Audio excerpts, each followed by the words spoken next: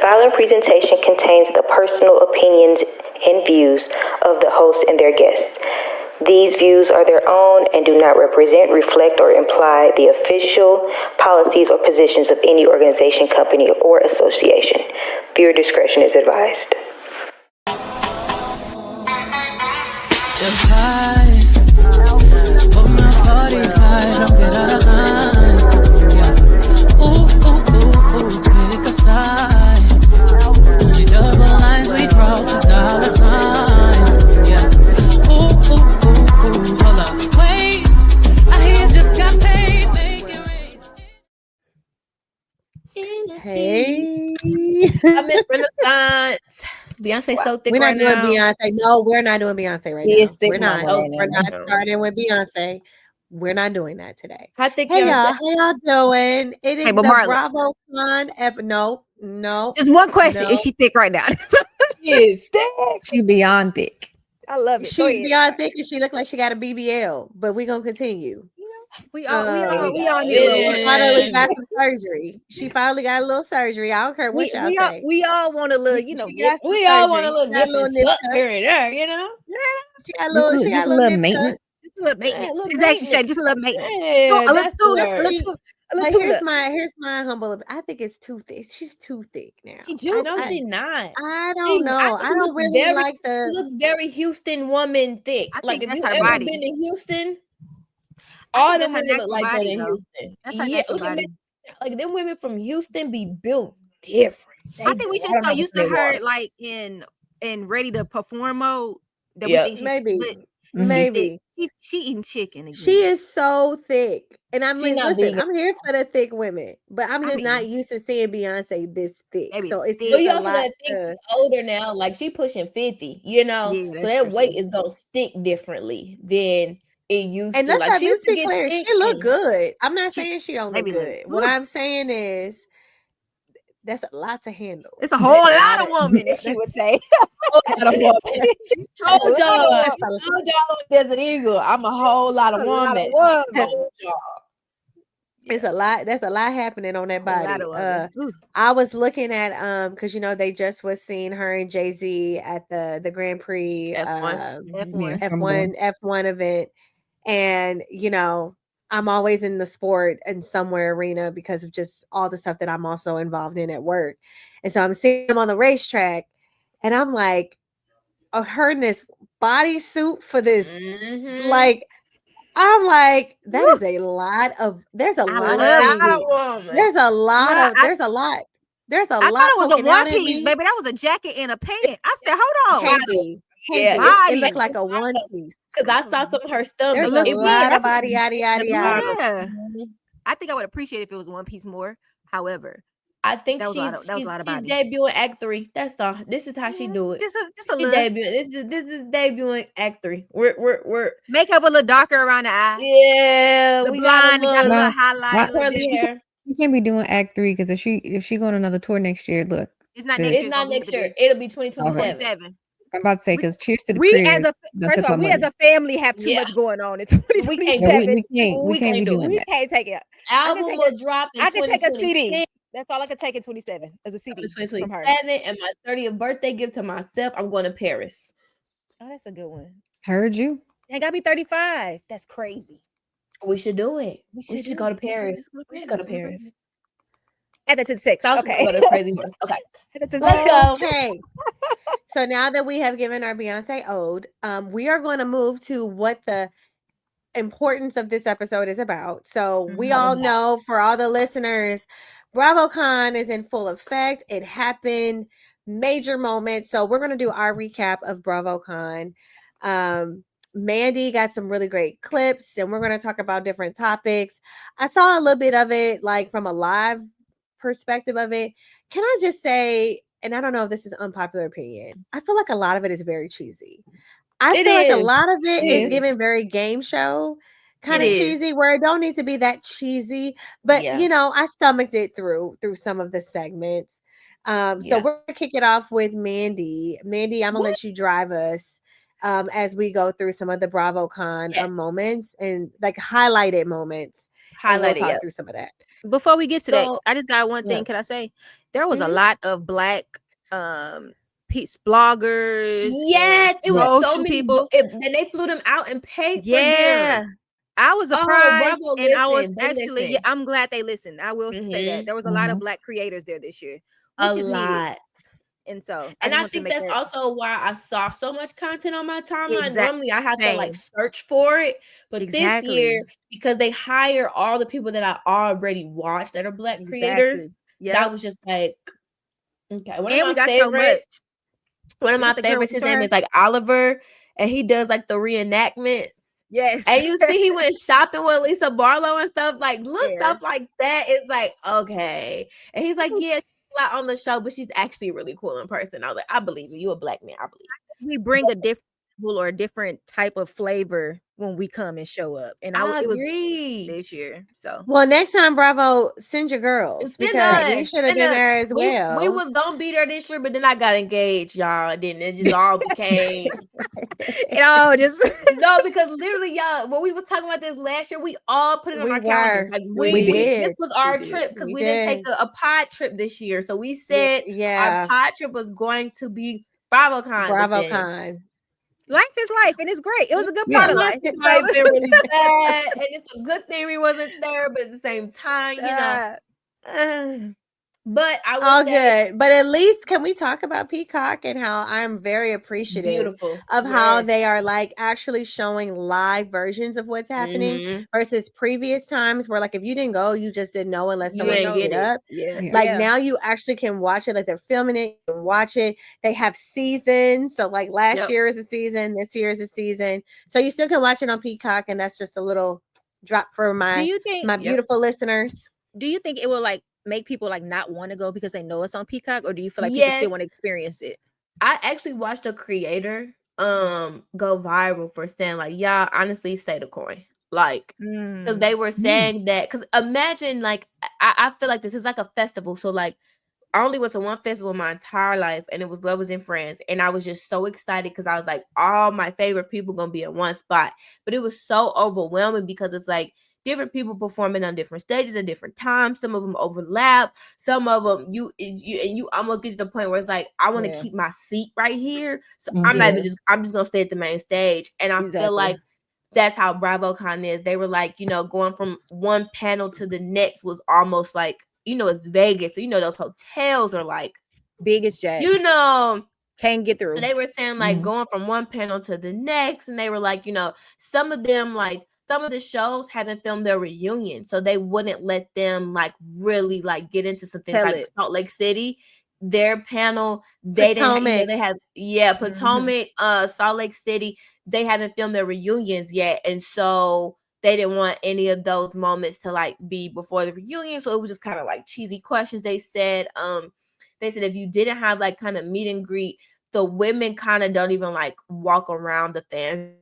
And then if you do, like, you're getting pushed by security the whole time. And they said everything's like overpriced. Like the drinks are overpriced, the food is. So they were like, stay at home and watch it on Peacock and Twitter because Interesting. I actually seen So a lot of maybe creators what say we that. do next time, maybe we like go to our own destination and Yeah. then we just watch it live Yeah. together and do Right. a pod Take notes. together. My anxiety, I don't know. the way Cancun was my a vibe, anxiety is but we set can up. figure out. We can do that a place again. to- Cancun? Cancun again. Watch from Cancun. Yeah. Y'all Live from want to know what's Cancun. crazy? Y'all want to know something crazy? Guess where Ramon going for his bachelor party? Where? Breathless in Cancun. Tell him don't be trying to copy off us. First of all, I said, I thought that was he exclusive said- to us. What are we He doing? said y'all had A too time much was fun. It looked had. like y'all had fun. A Y'all time had was fun. I had. said, A time was had. We gotta pick a new location. We gotta pick a the location. guys Keep are it trying to take our location. right. We need a location. Interesting. I love that for him. Interesting. That's Okay, hilarious. so we're gonna get into it. We're gonna let Mandy start off with the first one. The All right, first one Mandy. is So amazing. talk about the first moment. First one, major moment. If you ask me, this is the recession indicator. Bye, Mandy. Oh my But- God. I thought the What? same thing. I do not believe this is real, but okay. This is Okay, a one at recession a time. indicator. One at a time. Go, Mandy. Go. This is giving that the people need money and the money not That's- money. And Mhm. I'ma just say Teresa, Joe, and Melissa are now Yeah. friends again. after the feud, after them causing Jersey to be put on pause for 2 years. It's going on like what, 2 years now? 2 years. Because I had just moved into this apartment when the last reunion was airing, and I've re-signed my lease twice.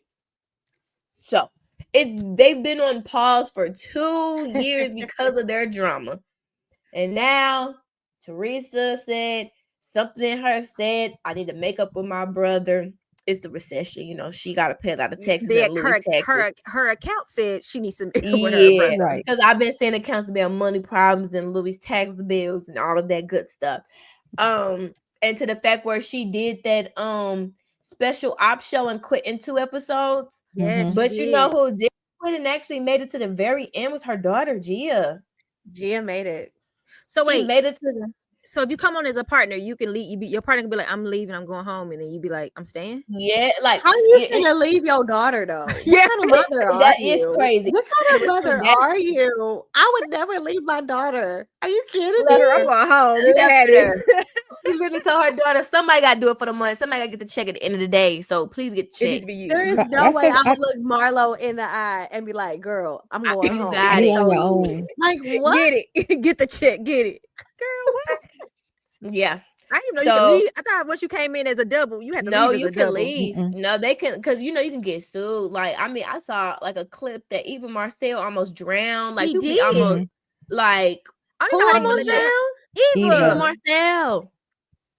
Girl, yes, I seen it. I was like, I she don't want to watch almost this season. drowned. It's a How she literal. almost It's drowned? it's literally They're like dropping you they're into, literally like, training you the ocean. way they train Navy SEALs girls. Like you have They to be jump waterboarding them about. Like they about be Yeah, waterboarding like- them people. Yeah, It's crazy. Why would anybody go on a show to risk their lives? Money. mental resilience and money.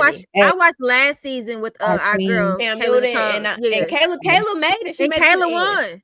She But won when it. I say Yeah. them people was struggling, I was like, Mhm. good God. I mean, Olympic Mhm. gold medalists, like people who can swim was like almost about to drown and about to Wasn't like Cam die. Newton on there too? Yeah, Cam he Newton was on there. scene. Yep. Yeah, he was on there He losing was his talking mind. about how he's like I feel sad because I gotta support my family and football was how I like all that. Nigga, But nobody talking and about 80 actually kids. Teresa does blame the show for getting back together with her brother. She said that when she was on Special Forces, she realized life is too short and her parents wouldn't want this and they need to be close again.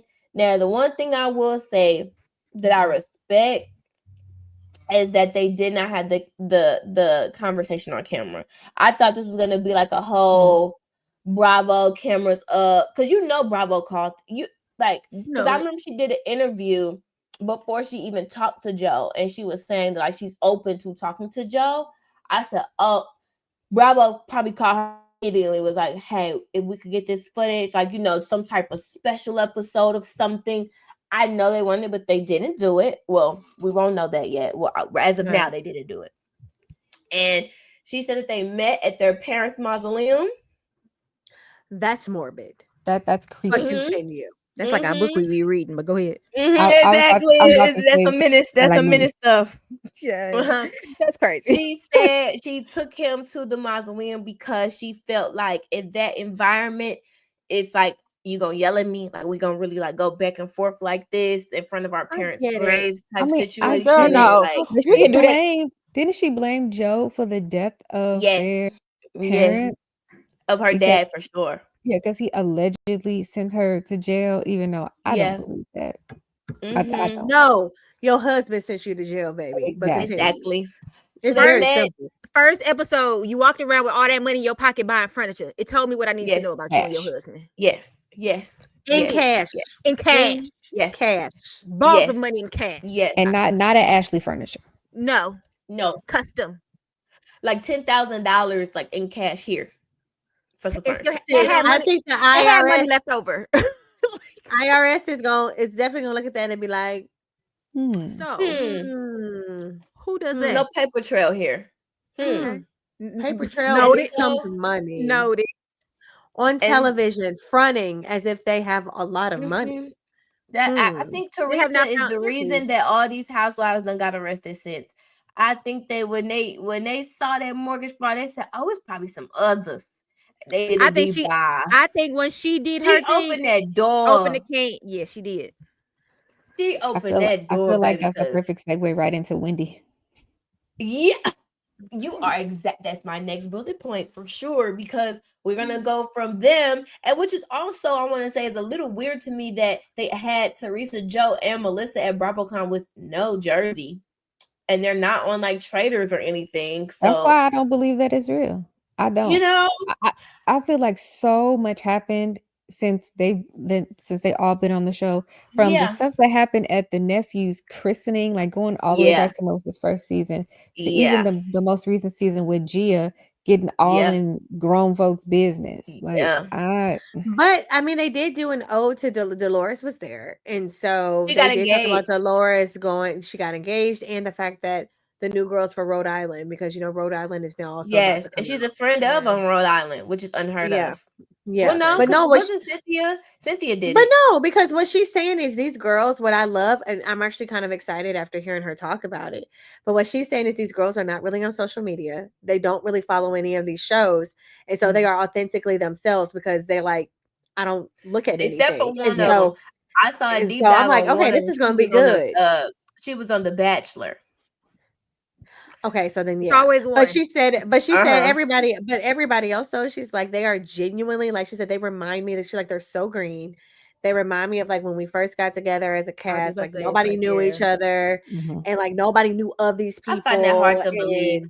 And I'm like, okay, you know, I'm gonna be seated for the first couple of episodes and just see. But they all, what I will say from a BravoCon lens, they all gave an ode to Salt Lake City, as they are the most watched, and all the other housewives are watching Salt Lake City. Everybody looking at Salt Lake right now. Good. That's in my notes further down when we talk about Atlanta, because Portia said this season they coming for Salt Lake City. That's what she said.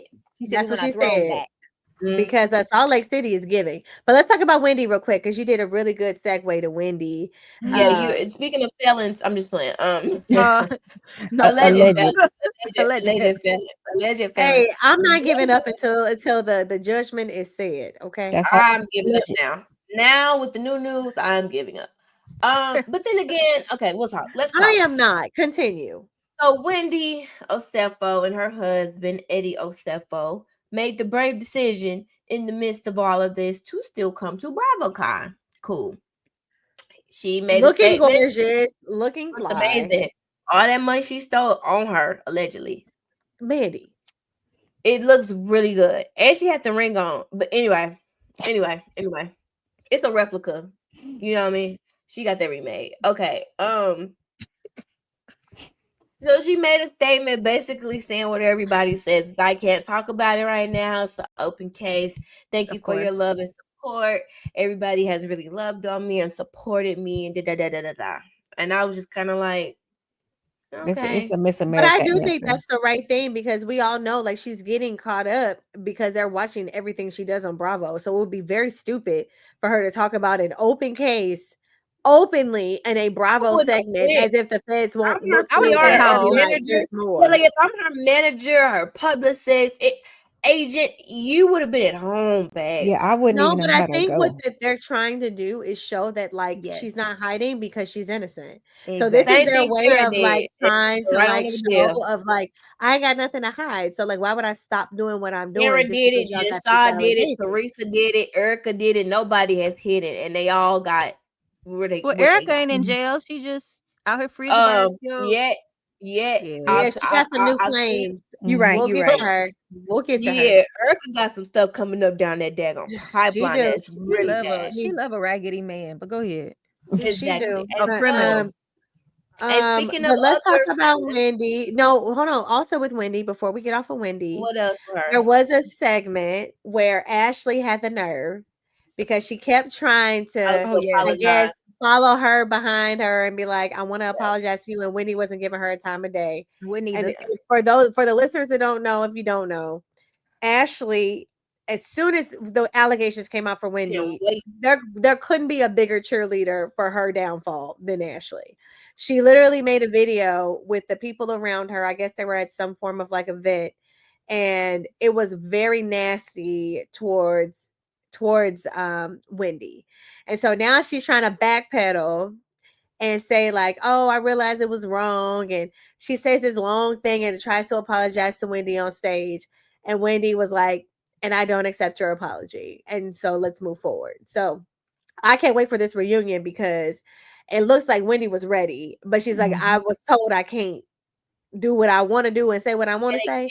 So I'm Production just going to had be like, them they can't talk about these we're not things. going to Yeah. have this conversation and I don't accept your apology. And don't wait till you Yeah. get on a major stage to try to Yeah. apologize to me. And also don't wait till you get behind scenes to apologize to me. As That's loud extra as you were cheering for me, cheering for my downfall, figure that out. Figure out a I better agree. way. I agree. So She definitely jumped off the curb with that, but yeah. Like It's off not a the surprise curb. though. And the thing about it was, actually just didn't say no like offhand. She literally was like, "We told y'all." Like she was Yeah, trying like to like act like she knew that her life was faker. Like she alluded to that. Everybody knows that Wendy's life they be isn't real. scamming. Yeah. Yeah. Mhm.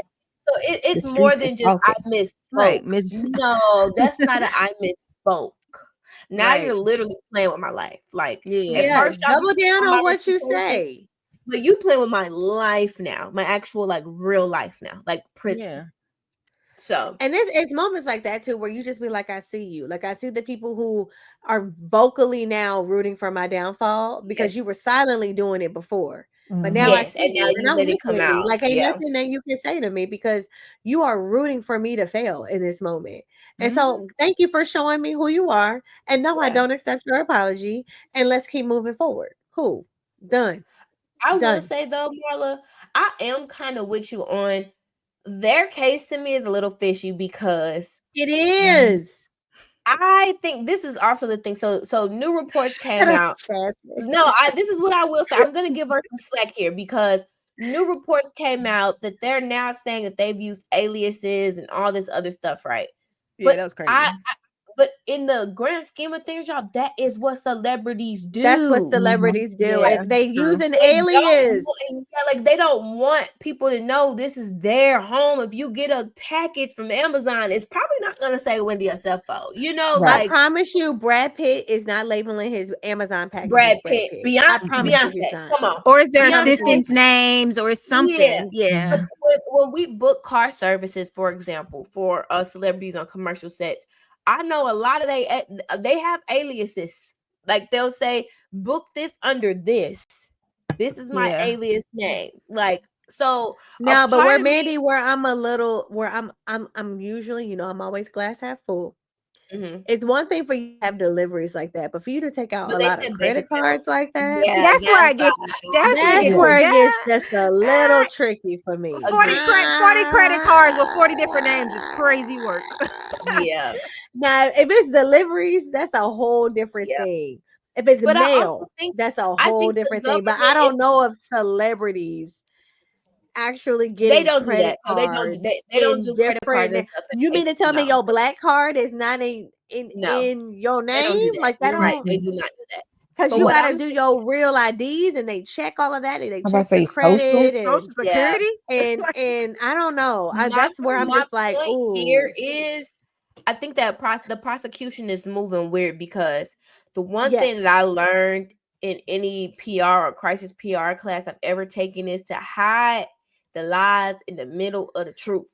So Yep. Mm. like when you drop a headline that says they got 40 aliases and credit cards or whatever the case may be, it might be one line of that that's actually true, and we would never know what it is. But it kind of seems like they're kind of doing what they did with the Chrisleys. Like you're trying to win in a court of public opinion before you Opinion, yes. even Get to get the there. get to And then court. when I find out that all of this came later, like this not even something you was investigating before, and now you're just leaking stuff to the press all the time. You haven't even had a real court hearing. Like Mm-mm. all of that to me is They're kind trying to of kill it. like Kill them. Like you said, court of public opinion. It's they're trying like to kill them. They're trying to before make them guilty before they even even present a case in absolutely. the And this is why I'm giving them grace because I'm like, and no, I I and, want to see evidence. I and want I'm to gonna see the tell you why they're evidence. doing it. I'm gonna tell you why they're doing this, and this is a bad prosecutorial practice. They're doing this because when it comes down to trial and when they pick a jury of their peers, all of their peers are going to have already heard all of the evidence, quote unquote, already. That's why they're doing this. Like when it comes to celebrities, that's how they do it. They get all this like salacious stuff out. So when it comes to selecting the jury, it's almost like everybody done heard of the case. Everybody knows the jury pool. And you already what they typically do though, if you are good though, but if your lawyer is good at helping to pick the jury, which you're going to make sure that you put people on that panel that don't really know these people. And there are people that do not follow. There are people. You only get a certain amount of objections to a jury. Listen, there are so many people who do not watch Real Housewives. I can tell you, coworkers who I be trying to talk to them about stuff, and they're like, "Who is that?" That's real. Because what if one of our parents was one of the juries? Thank you. Exactly. The only thing that I would say against that is, to a certain extent, yes, if it's not of your peers, if you get what I'm saying. Like, if there was a jury amongst the United States, I get it. But in the specific county, the camera crews, your neighbors know you, and it's gonna be, and how they describe their city and the DMV is already a small town. So it's gonna be, because this stuff is being run in their local news. That's a good point. That's a good point. You see what I'm saying? We're not getting, it's not national news. No. It's not, but Fox 5 DC. Yeah, they got it. Yeah. Because they're big celebrities in DC. And this was even on Fox, the Fox station the day it dropped. And they were talking like, so your local people, that local jury pool, it's gonna be hard to, and like I said, if you have a good lawyer. I really watched the show.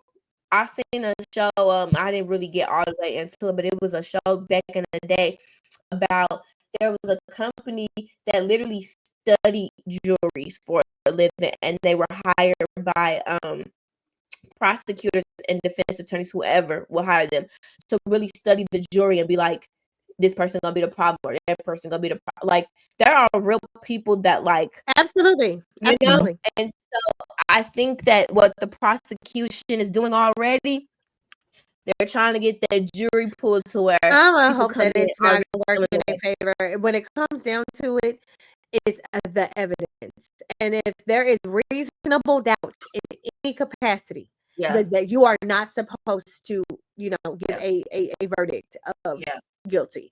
But so I'm hopeful that the defense do what they need to do. I'm not gonna lie, Marla. In today's world right now, with how everything is so expensive and everybody is kind of like tapped out, financial crimes right now, people don't care about. It's really hard for me to say, but the average American is not finna care that this person is money. You know what I'm saying? Like, now, if there was real victims, like if this was like Jen Shaw, like how she was like getting people money from them, and you frauding it. Listen, we're in a society where people putting money on this man books that killed the United Healthcare CEO. He innocent. You know what I'm saying? Like, we're in this society where people is like, yeah, enough is enough. It's time we get them back.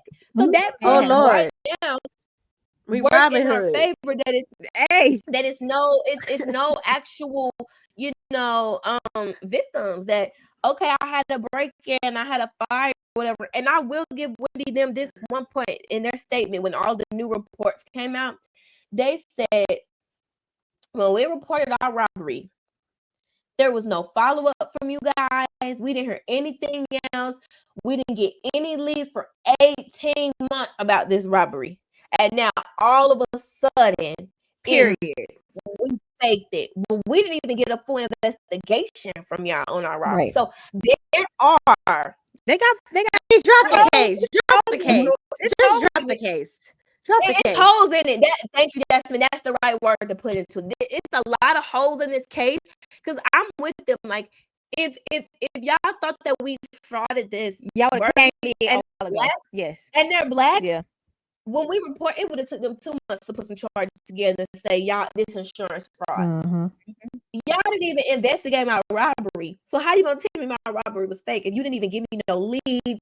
You didn't bring me in. You didn't tell me anything. I didn't follow up. Right. No correspondence. But so there are hoes. Drop the charges. I'm with her. So all I'm gonna say is, and I'm not saying that they also ain't fraud. I don't know. Listen, at this point, I don't all care. I know is this is looking real tricky to try to convict them, and I hope that they have really good defense attorneys to fight this. I hope so too. All right, so let's move on to Karen. Okay, yes, so let's talk about big moment, huge moment. I saw so many clips that Karen came out during their they had like an award show, and we'll get into it because Candy did receive the Lifetime Achievement Award at the Bravos, and a couple other people received some awards, and I have them in the back of my head. I didn't write them down, but I'll tell you when we get down there. But Karen came out to present an award, and from the creators that I follow, they said that lady got like a 5-minute standing ovation from the crowd. Like grand dame. Literally, like she got I love her. I love her too, though. They said for 5 minutes, everybody just I believe it. like, I'd be in the crowd with them oh, because Karen's that girl. she is And the let's be real. we need to get dumb. Like She did her time. She paid her. She paid her time back to society. her debt to society. And so now we're gonna lift her up, and we're gonna get her back where she needs to be. Get her look good. Yes. She looked amazing.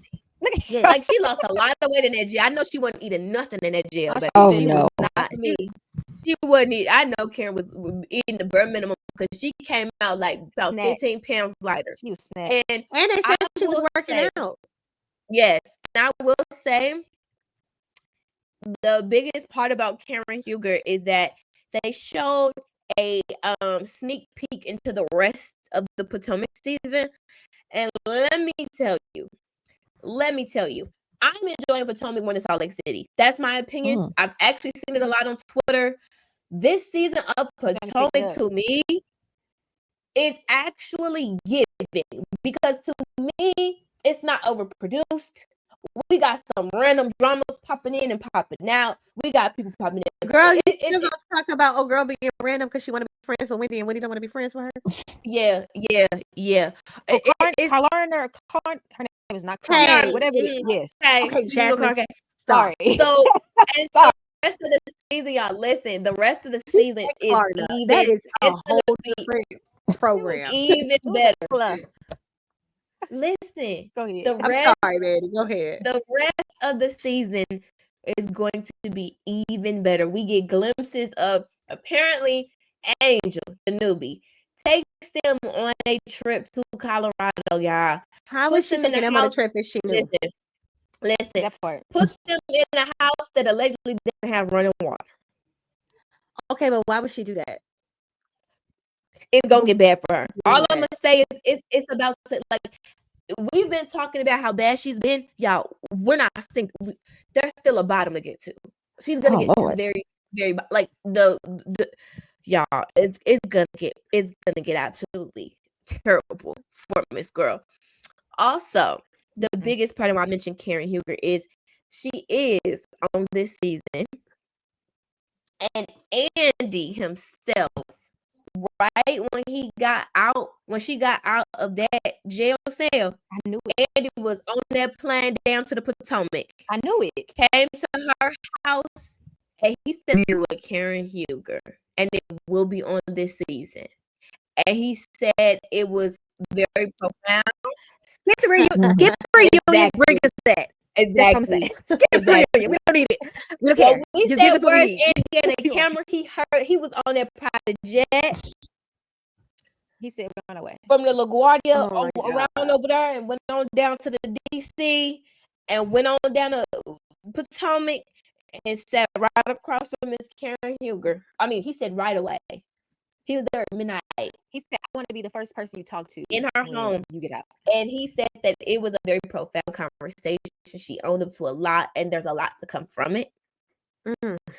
So everybody in the audience like literally like went up like This is a there's a chance comeback. that Karen could be at the reunion. Like there, what I'm saying, like there's a chance that they will invite her to come to this. I Like can see that though. she's on this season, like every episode. But she came because they didn't put her in the. Bring They her. didn't put her This is what they need to do. They always do 3-part. Mhm, Bring for her the in part part 3. three, yes. Part 2 really don't be giving Mhm. nothing. Part 3 never gives nothing. Yes. So just bring her in part 3. Let her tell her story, Mhm. and let the girls say they love her, they miss her. Yes. She can say who she ain't messing with, who she is messing Yes. with.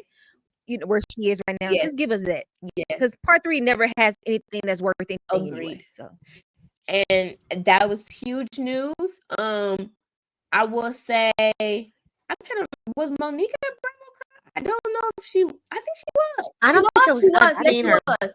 She was She at was? Bravocon. She was on the panel, and that's all. I'm moving forward to like other people that came back.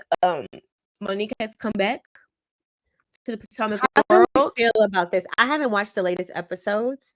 I can But tell you how like, I feel. how do we feel about it? I don't care for it because I felt like you went out on a bang.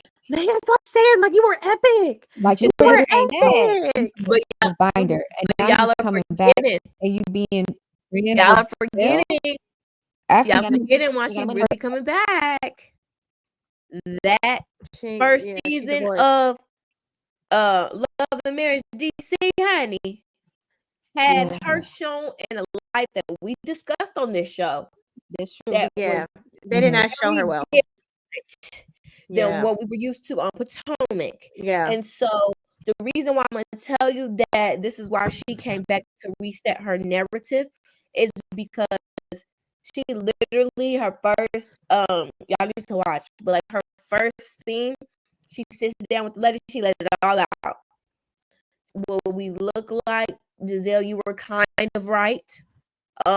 She said my marriage Giselle lasted would, years longer because I was fighting with Charles instead of fighting with him.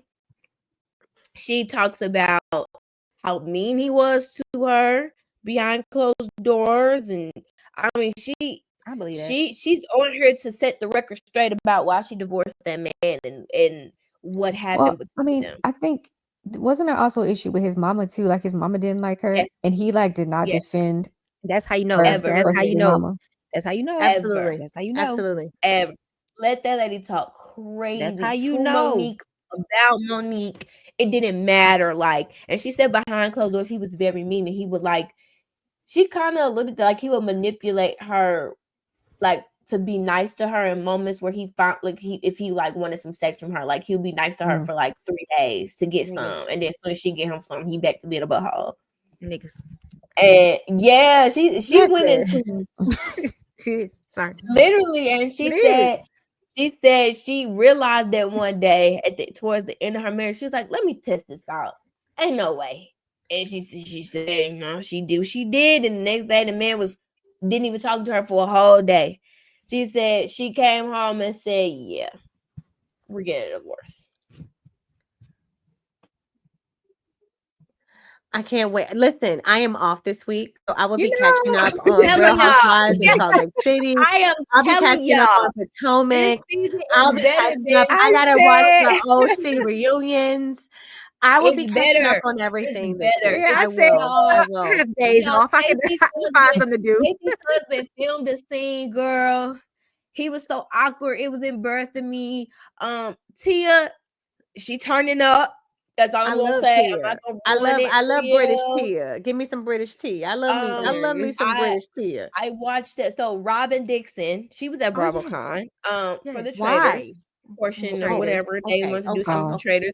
Okay. And so this last episode of Potomac was very interesting because her and Giselle was supposed to throw a party celebrating that their podcast got 10 million downloads. That's huge. Like that, Which is a huge. Mhm. Okay, let me just say this. Let me just say because I don't want y'all to think we listen, haters. after For we any do this pod and podcast stuff, to get 10 that million many downloads and for Yeah. listeners to ride their wave with them 10 that million. long, Mhm. kudos to Giselle and kudos to I almost call her Ashley. Robin. Robin. Robin. But I'm gonna tell you, Regular Kudos to Robin. them because first of all, the dedication, the Yeah. time you are putting towards it, Yeah. the editing, like the fact that they fought for getting their to get name. like I'm gonna give them their props. Like that is a really big deal. But continue, Mandy, because I know what you finna say about why she wasn't there.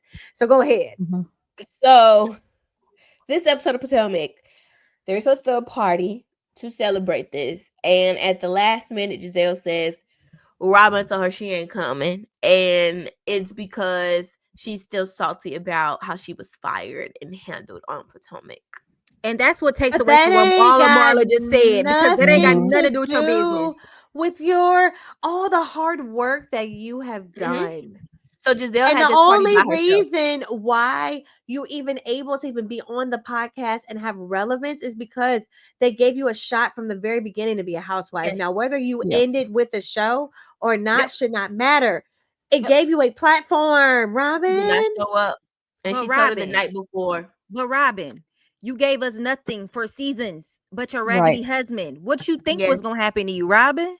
Yes. But you know what? Somebody said it best. They said, listen, producers tried to give her what she needed to show that she wanted to be on this show. Yeah, and she And just didn't do it. when she finally, she was very open about, we were bringing stuff about her husband. But when she said to the camera, well, I don't really care. That's what they said. Well, we can't help you. Because if you don't care, how are we supposed to, like, what are we supposed to do with that? What are we talking help about? you? What are we supposed to do with this storyline if you don't care? Yeah.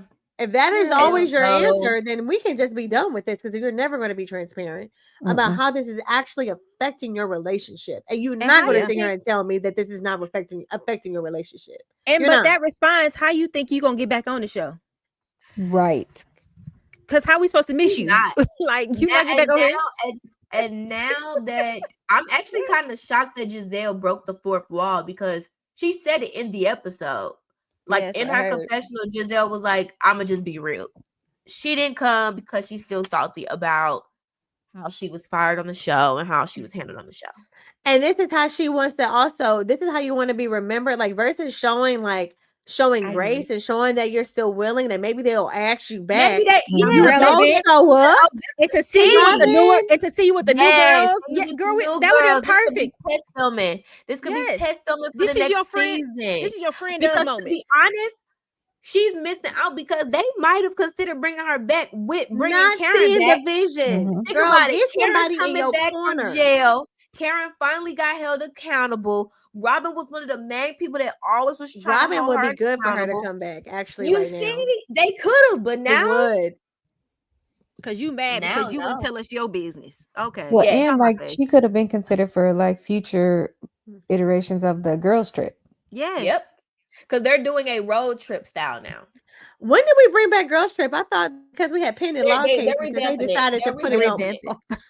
They're revamping it. It's not no longer going to be in one place. They're going to take the idea from Bravocon. We ain't seen the last one. I want to still see the one where we never getting that. That's going in the vault. The essay girl, that's in the vault. Girl, that's the vault. It will never see the light of day. That's the But vault. they said the new idea and is Olivia Benson and to... Stabler in it, and we can just make a whole time out of it. Like, why not? No, girl, that's in the vault. We ain't never seen that. Yeah, that's right. They have a new idea, and it's a road trip. And they're supposed to be going from city to city that has Housewives franchises. I don't know whatever that means, but we're just doing something. As they're doing, it's gonna be. They said this is gonna be so funny. Like to the reference that people are seeing is like when Nene was on that bus with Kim. Yes, with Kim and Sweetie. All roads lead back to the queen of Bravo. So love Nene. I love Lanitia Lee. That is Potomac. Okay, so we're gonna end Potomac. So now we got to move on to. Let's move on to Real Housewives of Beverly Hills. I will also say, for the little time that I did watch, they were shading like a lot of the cast was shading a lot of Kyle. Like they were not feeling Kyle. Kyle used to leave the show. How the Like, I'm over her. didn't She is somebody? the most overrated. Reza I'm gonna again. say Reza Reza said it. said Reza she is said the it. most Most overrated. He overrated said it year housewife. after year, and I agree with him. She is the most overrated. Her and Lisa Rinna, to me, how people think that they are just like top level people. I don't get it. Don't get it. Lisa might be worse. No, Risa is. Hold on. Now, I ain't gonna put Rinna in the same category as Kyle, because what I will say about Rinna ain't got nothing to lose. And one thing that I love about That's somebody who have nothing to lose, They'll try anything. You ain't lying. He tried anything. Rita brought a level of darkness to that show that has not been seen since she's gotten You want off to talk of it. about the husband? And I don't know if it's a good thing or a bad thing, but I will say it's not the same without Rita. And I'ma just say, you remove Kyle, and I think we'd be okay. But removing Rita was a real move. But to the point where I'd be like, is Harry Hamlin okay? Like, he lived with her. Like, is he okay? And you know what I realized? The most quiet men love the most craziest women. They be the love of their life. Like, you will never meet a crazy woman that's married and her husband crazy. Her husband gonna be the chillest. Look man. at LVP and her husband. No, Ken he crazy. Ken crazy. Ken is crazy. Ken yelled at Kyle. Yeah, no. He was going about to cuss her out too. I was like, hold on, bro. Chill out. Speaking of that, actually, Bravocon, Kyle Richards said that she saw Lisa and Ken out, and they walked past her, and she said, "Goodbye, Ken." That's what she said. That's so stupid. Because let me tell you something. They can hate LVP all they want to. But let me tell you why I miss LVP. Don't nobody's house stand even close to that woman's house. Don't nobody's business stand close to the restaurant. LVP, you know what she gave me? And this is why I will forever love her. She gave me Vanderpump Rules. Don't you ever talk about LVP. Girl, go somewhere, Marla. White people. Oh my God, Marla loves Vanderpump Rules. The white people Marla loves. She loves them white Vanderpump Rules. Why she little white was amazing. She gave me Vanderpump Rules. And let's just talk about LVP for a minute, because they also was shading her a lot on the stage when they were asking, like, who would you bring back versus who would you, like, fall to the end of the earth. And of course, Erica Jane, of course, Kyle answered the question. Hater. She, they always, but I'm like, LVP was a staple on that show. And when she left, something left with her to me, because I'm like, money. LVP brought grace and elegance and hard. Like, she was a hard worker. I don't care what nobody say. Sis had money in the bag, because her and Ken was doing them restaurants. They don't stop working. They done bought out Dre's in Vegas. They done took over Dre's. There's no more Dre's Club. She got a commercial with Gordon Ramsay on something. Period. Yeah. So I'm going to say it again. Keep leveling up LVP. But what I also loved about her, and this is why I'm going to keep bringing in Vanderpump Rules, she brought a level of youthfulness to the show, because she always had the younger people around her. And so this is why I miss her. I miss her. I'm talking like we talk about Howard. These are not Harvard graduates. What are we talking about? Oh my God. I would never forget when Sheena first hit the scene. And she's kicked off the scene because her and Brandy was like, you messed with my husband. And she was like, girl, I didn't know it was your husband. And then she go to the side crying at the restaurant. And they're like, girl, what happened? We didn't even get to the headline. The real headline is The Real Lives of Beverly. A couple people got booed. We're in the boo session. We're in the boo session of Bravocon. Because that's how Lisa Rinna really got fired that year. Oh yeah, that's how Lisa Rinna got fired. I didn't know that. Yes, because at Bravocon, after that, I forgot what season it was. It was Garcelle and Sutton. She was bullying them so bad. That was every single time. Yes, the Diana situation. Every single time Lisa Rinna walked on the stage, opened her mouth. Boo, boo. Like, I like a villain. I love a Cruella DeVille. If we don't got a Cruella DeVille, then that's that was a season where they was attacking Garcelle's kids. Yes. So Oh yeah, we didn't was like that. beyond We didn't villain. like Yeah, that. it Okay, was beyond just sorry. being a We didn't villain. like that. That's what them paying them bots. They was paying them bots and doing all that Yes. crazy stuff. Yeah, Yeah, that was too much. crazy. Her It's too dark. kid and Too dark. laughing about Too it dark. and laughing. Too dark. And then I like a little dark, but that's too dark. They That's too laughed dark. about it. The thing that killed me was like they laughed about it. They did. Yes. Like, yes. Anyway. Mauricio said he deserved it or So- something crazy. Yeah. That was yeah, Yes. Mauricio was like, Can we talk about how that man is on the cover of the sexy, that like man's so thirsty. I have such a man bad alive? opinion about him. You know, he's gonna pop up on Real Housewives of Potomac this season for whatever reason. Yes, with Garcelle. When they go to Aspen or Denver, one of Yeah. those, he's gonna pop up. Yeah, he Yeah, is. I think it's both of them though. Like both of them are not They living in lame. reality. Yeah, That's why Kyle needs to go. Mhm. yeah. Okay, well, And let's she get back to finally- Erica. So let's get back to why did Erica get booed, Mandy? She got booed because everybody loved Garcelle, and I don't care what nobody say. Garcelle got real fans Mhm. in these streets, and them people don't play. And it was one of those games of like, who would you bring back? Who would you make a Yep, friend of? I And who saw would you kill or like keep off the show? And of course, she said, and of course, Garcelle, and everybody said, boo. Like, Because there's so many where she terrible. brought all these other people back. So the other person would be a friend. And then she was Yeah. like, Garcelle can just not be on the show. And that's when she got Yeah. booed. And she stood 10 toes down though. And she was just like, like, I and don't She always care. Erica need to go because I'm tired of her Agreed. too. Girl, Yeah. enough, girl. All that Other- bad girl other, energy, girl, just But go. didn't we You a talk criminal. about was this on Bravocon with Sutton? Sutton was Yep. saying that she's It was a closer to the blessing. girls now It was that a Garcelle blessing is that gone. Garcelle left. She's a Mhm. And it's clown. like Yeah, because now you're aligned to your whiteness.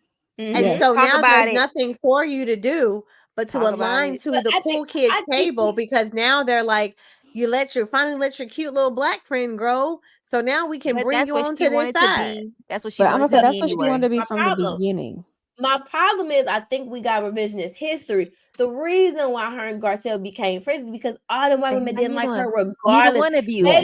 They didn't like Sutton without Garcelle. Yep. Exactly. And that's why you got your And black that's friend in why the her first and place. Garcelle became friends because they didn't Mhm. like your quirky, weird self then. But this is what mean girls do though. But now you are friends with the friend that they hate more than they hate you. The So enemy of now my that enemy. you finally let go of Now that we're friend, now open. you're Now we're gonna drag you. appealing and we're open And to they you still gonna coming drag to her this this They gonna side. season. drag her Yeah. too.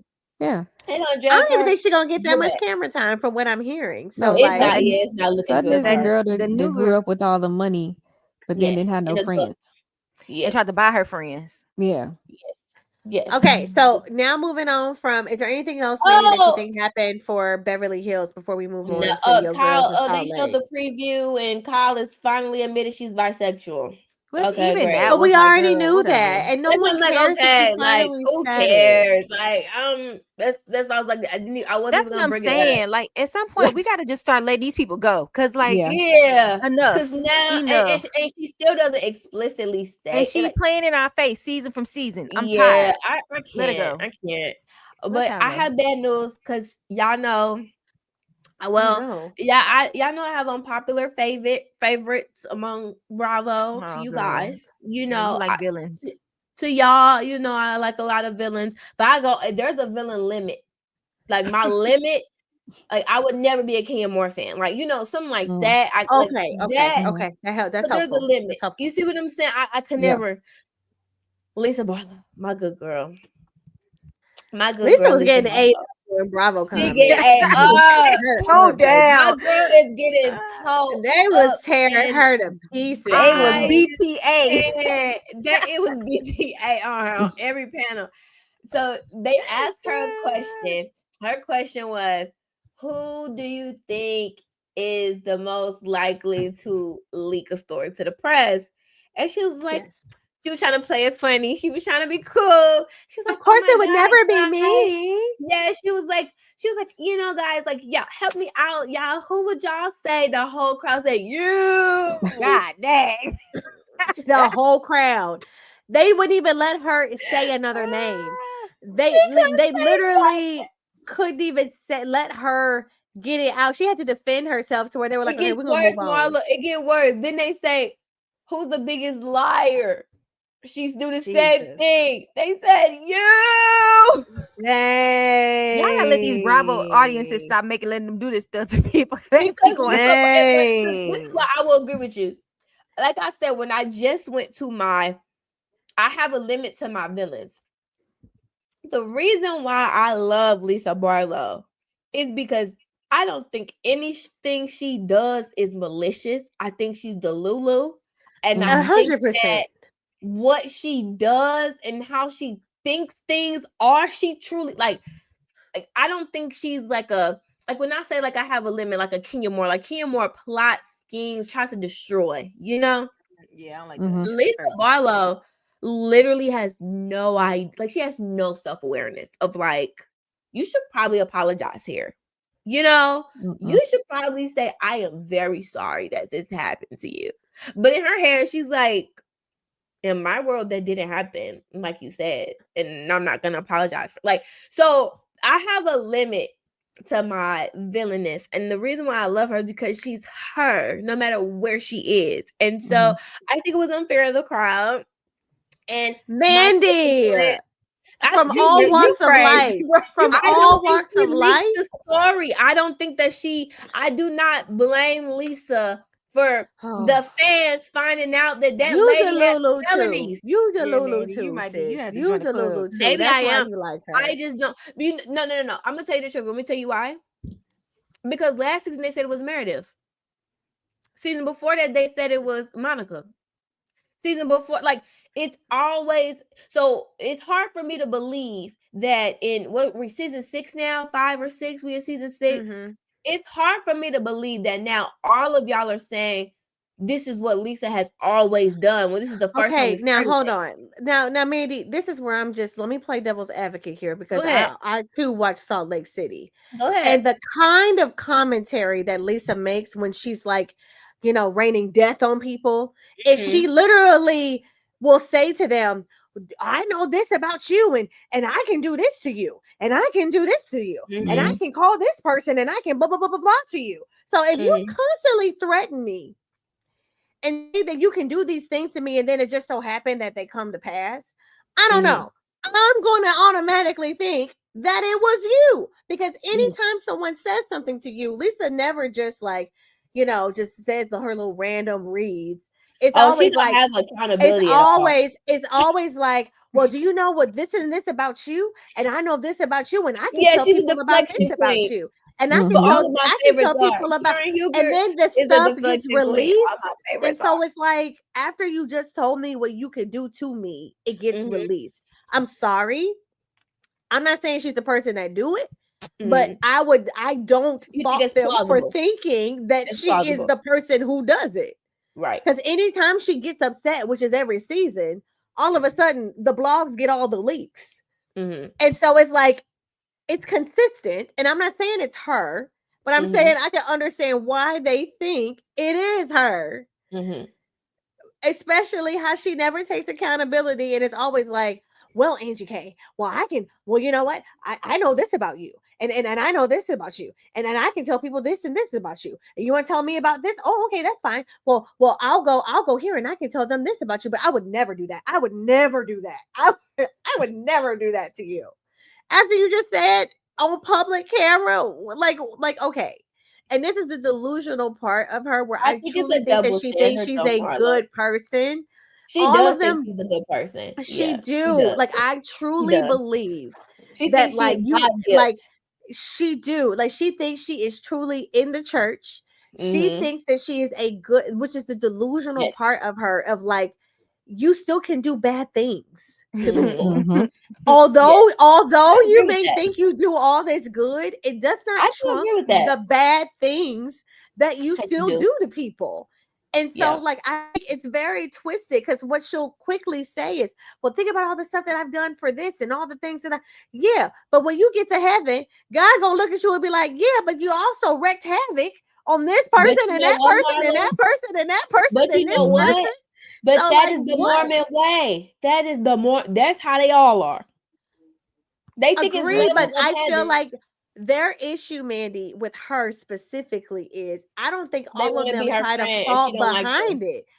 Whitney admits that she is like different than most of the Mormons. Whitney doesn't try to play like she got excommunicated from the church. She can't be.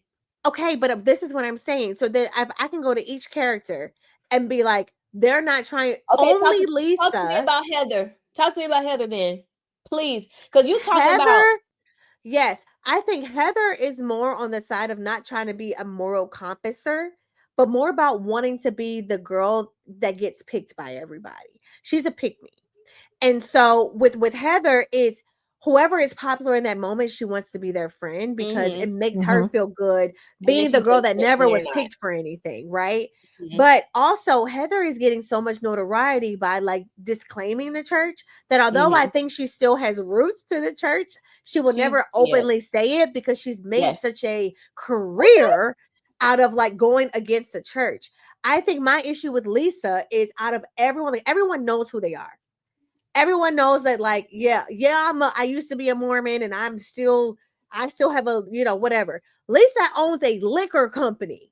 And still you cannot tell her that she is not a devout Mormon. Like she is totally delusional. And she be up in that temple. That is her truth, though. But that's her truth. So that's why it is so hard to break through to her because she really don't think that she does stuff to people when she does, and versus just apologizing and saying like, you know what, I see your point, and I'm sorry. It's like, oh, you're coming for me, and everyone's coming for me. No, we need you to acknowledge all the hurt that you've done to everybody else so we can move forward. But if you've never acknowledged anything since all the way back since season 1, we still got an issue with you because you've never actually said you were sorry, Lisa.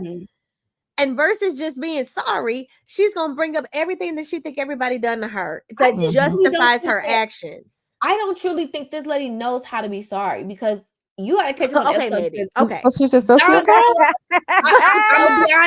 I'm gonna be honest with you because her husband has a conversation with her. Listen, let me talk. Her husband has a conversation with her this last episode. I mean, like, I don't know why Andy was acting like this is the greatest episode of all reality TV. He says that all the time. This episode was not. All it was, this episode was all of their husbands going off on them. Literally, back to back to back to back. That's probably why he loved. That's probably why he loved it. This whole episode was all their husbands. Like, you got Jared going off on Brittany like you're unstable, and this is why I can never commit to you on camera. Jesus. You have John Barlow telling Lisa, yeah, I kind of tune you out. I don't listen to you because you're kind of crazy. And that's why we're not on the same page. And you're not going to tell me how to parent my son because I'm a man.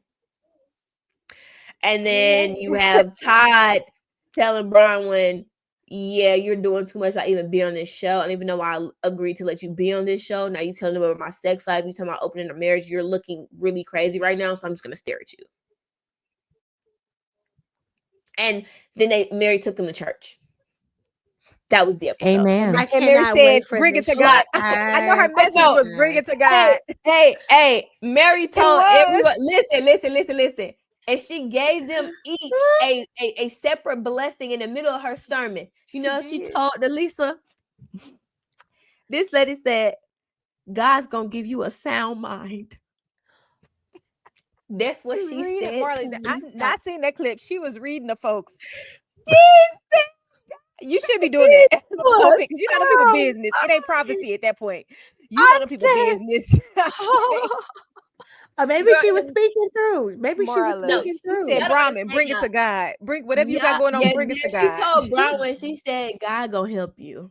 Yeah, bring it to him. And then Marla, after that, she goes down from the pulpit, gets them all in a prayer circle, grabs their hand, and start going in. No, she didn't. No, she didn't. Yes, she Marla. No, she didn't. Bravo. Andy. I was like, and Andy said, but that's why Andy said it's one of the. I'm watching it tonight. He said, "Sing Mary in her zone." It was different. I did feel like I was in another because we grew up Pentecostal, so like to us, it's like kind of like not a sacred thing, but you be kind of like protective over it because you know how people like overreact to the way we go about worshiping God. People, they do too much, and so like to see this lady go up in Faith Pentecostal Church.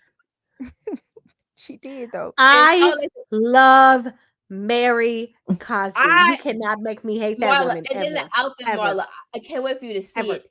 Girl, this girl had a crimson red, like mock neck, all and red leather. Girl, the lady had a gold mic. That's all I'm gonna say. And her I church, think Jay Bolin have been Could she not be the Beyonce of God?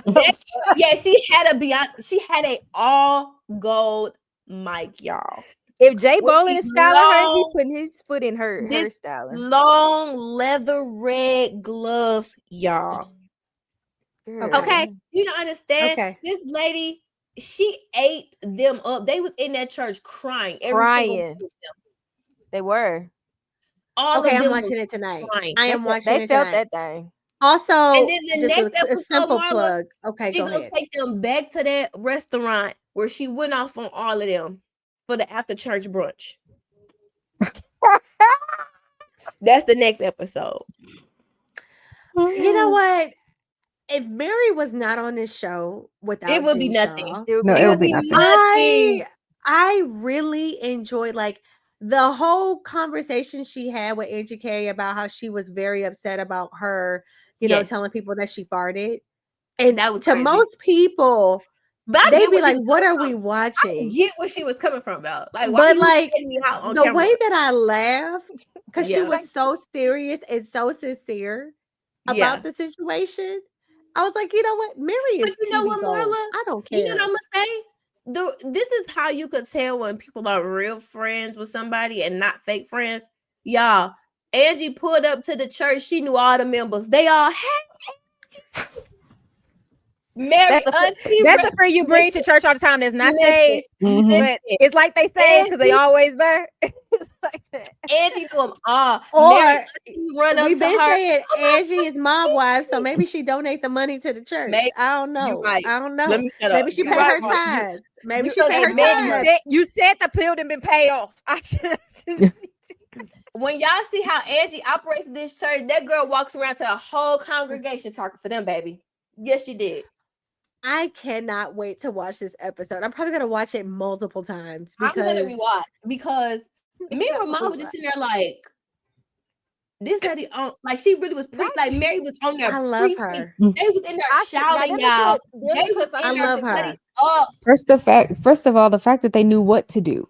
They knew what to do. They knew what to do. Girl, I'm about to watch this tonight. Like Heather started catching a little Heather. I saw Heather. Heather went. I said, Heather felt the spirit. She felt the spirit. I was in here. She gave them each a prayer. But I tell y'all, I was almost in the spirit with her. Then she told Lisa, God's gonna give you a sound mind. She read that lady. See, that was flesh. Everything else might have been spirit, but that moment was flesh. Lisa jumped up. Or maybe the Lord was trying to talk to her. Lisa was like, no, she didn't. No, she didn't. No, she didn't. Maybe I'm about to watch this. I'm about to watch this. That was flesh. Lisa looked at her like, yes, he will. Yes, he will. Okay, I can't. I'm about to listen. That was flesh. I may need to listen. Actually, I may need to watch this downstairs because the way I'm gonna be tackling, like I kid y'all not. Like it sounds insane, y'all. But this whole episode, because remember I told y'all last week that I've been begging for personal story on this show, right? Mm-hmm. They heard me. They said we finna film the most uncomfortable conversations between husband and wife, and then we're gonna put them in church. That was the. I mean, because you need to see Jesus after those conversations. What you said is the producer who produced this was black. That's what you just told me. Y'all. It went from like, and you didn't get no break. You didn't get no break. It started off with Lisa and John. Then it go to Brittany and Jared. Then it goes straight to Todd and Bronwyn. And I was just sitting there like, oh, the man getting it off. Like John was going off on Lisa so bad. Like, and then I can hear, no, John, you don't understand me. Exactly. You don't understand. But the only reason why I'm going to say that something about certain villains that attach me to them. When Lisa, I think it was like 2 seasons ago, I forgot what season it was, when she explained her upbringing and how like she was like the middle child of all these kids and nobody ever paid attention to her. Her mama left her at a playground a couple times. I was like, who? It clicked. So that's why It she's makes super sense. dramatic, and that's why she It needs clicked. It everyone's. clicked. Yes, Okay. it clicked. She Got said it. she was the middle child that literally no one ever paid attention to the fact where like she got left in public places a lot. That's not funny, but It's not funny, No, that's but crazy, y'all. That's nuts. you know, and so imagine having that. And so I think that's why she can't never take accountability, because it's like she always wants to be heard. Like it's not about understanding for her ever. It's never like she just wants you to understand her. That's it. She don't want to understand you because it's like nobody ever. I'm about to rewatch you. all of Salt Lake City. They gave me some really good gold so far this season. Girl. Okay. It's been a good season for Salt Lake. If y'all ain't watching, y'all missing some good. Y'all have to talk about it, because I literally texted my group chat and I said, this is the rare occasion that my entire existence is crossed with my passion. Like a Pentecostal church on an episode of, like, not just a church, not just a black church. A Pentecostal church. Pentecostal. And it's named Faith Jesus Pentecostal Church. No, it ain't. But it can't be, because Mary different though. Okay, we'll talk about it later. Church Anyway, is called Faith Pentecostal. Yeah, I'm not lying to you. Yeah, it's a little close to comfort. Yeah. I was watching this and I said, there is no way God did this to me. Like The Lord is not in you. Okay. Like, and I saw them red gloves and I said, you know what, Mary? Yeah. You all right with me. You all right with me. For the blood of Jesus. Okay. So now we're going to move on from Salt Lake City, and we're going to move on to, all right. So next we need to talk about this whole rebrand that nobody knew was coming. But now Shaw's, okay, I don't even watch this show, but we just going to tell, okay. So the listeners, you're the Shaws of Sunset, the Shaws of Sunset. No, oh, my bad. Okay. Come on. Okay. Lala and Schwartz. Oh, yes. Okay. So guys. Okay. Come on.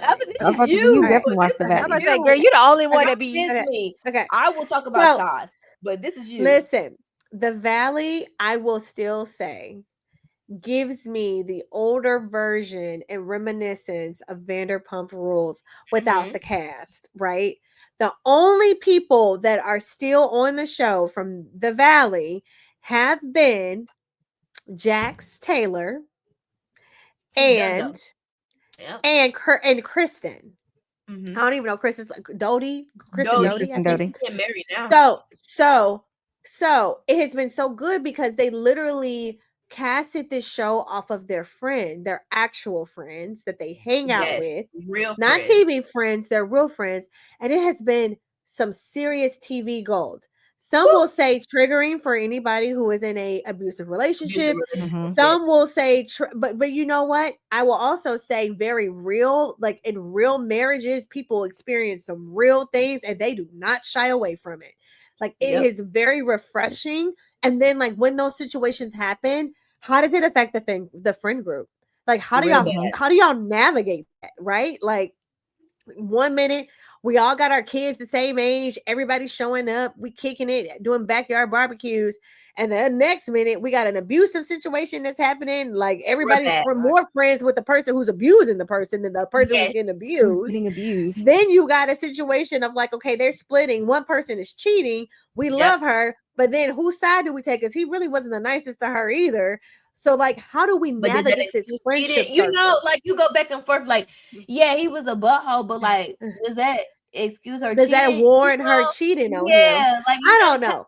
The point is, they were both toxic. They're both toxic. But even more so now, our barbecues are being are up in arms. Now because we don't even know who to invite, and like now they bring in an extra person that we don't know if they date them. Like it's a lot. So what I will say about the Valley is it is so refreshingly chaotic. It is the adult version of Vanderpump Rules when they first got on the show. Yes, you gotta talk about it because I don't know now leading to this, and there's a reason why I'm saying this. What makes it so authentic is that we did not bring other Vanderpump Rules castmates who do not keep up with each other and do not sit with each other and talk to each other on the show. They literally casted their friends.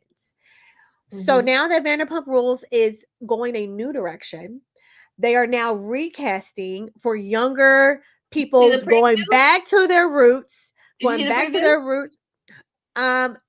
Somewhat.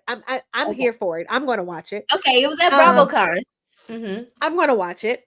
Same. But it's going back to the roots of the restaurant versus like those kids had grew up, had their own lives. It was no longer about them working at Vander. It was like about any them being of her famous. restaurants. It wasn't about it was about famous people being famous randomly. Yeah, it was, but now, but initially it was about kids trying to make it and like working at these restaurants to get a name for themselves and try to make it. So they're going back to that. So needless to say, the older cast now ain't got no jobs. Lala ain't got no, Lala, all the major people, they don't got no jobs no more because they're recasting for new kids actually working at the restaurant. Back to where back to the beginning. As they should. So with that, they made an announcement, and I hate this so much.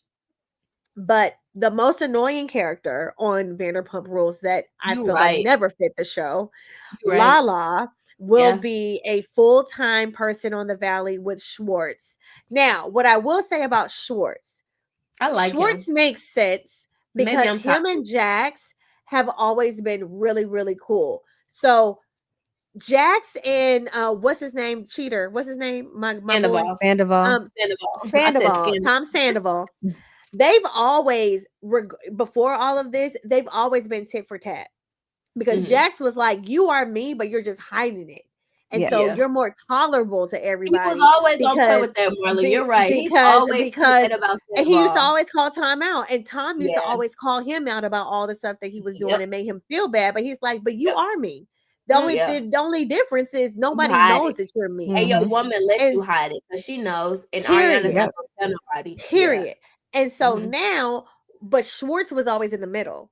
Schwartz was best friends with Tom Sandoval, and he also was very close to Jax. And what I love about, Schwartz is he would be able to talk to both of them to get to reason with both of them, to talk back to each other, but two, he was a really good friend to both of them. So I do think Schwartz makes sense coming back to the show with Jax having such a downward spiral. Like, I do think he is the right character to bring back to the show that is authentic to help Jax get back on his feet if they do decide to bring Jax back. Don't he, Shay? Yes, he does. I believe he does, but I hear what you're saying about him being there for Jax. But my problem with Schwartz is that he's not exactly someone that holds people accountable. He's very soft-spoken. So he's not going to really do much. Yeah. So I think that. But Shay, right now, like I feel like everybody's against Jax, so Jax needs an ally. But Jax back gone, to like where we. But Jax not on the show. Jax not on the show. Fire him. Because of the alleged DV. I mean, they ain't alleged. I mean, it was real. Okay, so if Jax is gone, I don't think Schwartz is the person to fill his shoes. Like now, Schwartz like my question is going to be, I'm interested to see what this next season is going to look like. Y'all can say what y'all want to say. I think they're going to make Jesse a villain. I love it. But Jax he's just an easy villain. He's just such an easy villain. But every show needs a villain. He's an easy villain. And I'm happy they put their foot down by saying, like, we are not going to condone, domestic violence. They put their foot down. The fans did that, girl. They was going to keep that man on that show. I ain't gonna lie. They let him come back so many different times. That's what I'm saying. He was literally caught stealing on VPR, and they brought him back. Yeah. So it wasn't them. But he did a downward spiral. Lisa, though. I blame that on Lisa because Lisa. But she has a heart for Jax as well. Like she has a heart for any toxic man. Any toxic man. I've watched Vanderpump Villa, her new show, Miramar. I love that show. There's a Jax Taylor on there. That Marciano guy Shay that's in that Secret Lives of Mormon Wives mess. Oh yes, he had the affair. Back to Lisa. She always has a Jax part, and she takes up for them, and she loves up for Jax. He really likes toxic men a lot. Like, or maybe she is just like she loves to save puppies. Maybe she likes cases No, where she but she tries never to saves save them the though. guy. Yeah, I'm I about to say think she doesn't Bro, save it's like him. she like puppies. okay. I mean, she do.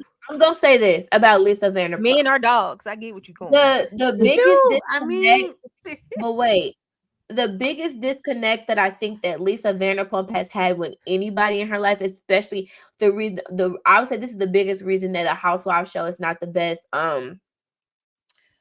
what's the word, like thing for her. She is a masculine woman.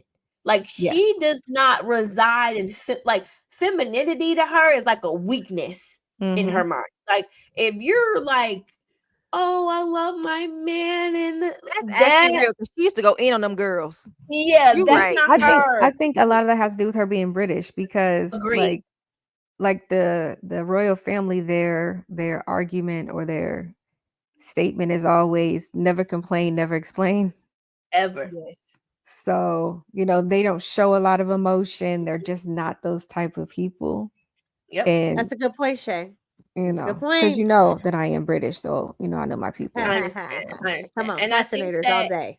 that also is why she has these toxic male characters at the center of everything that she does. Like, Yeah, I know y'all don't watch Vanderpump Villa, but I will start you, though if you tell me if it's worth me watching Marla, it. I'll watch Vanderpump. I Marla, love Vanderpump anything. Ramon sits and watches it with me. Girl, you got It's Ramon watching all this mess. It's You crazy do. to me. You really do. You do. Girl, you found He the loves it. perfect He person. loves it. Poor brother cousin. He But loves it poor though. brother. Don't like it, he won't watch it. I Just promise. If he don't like it, he won't watch it.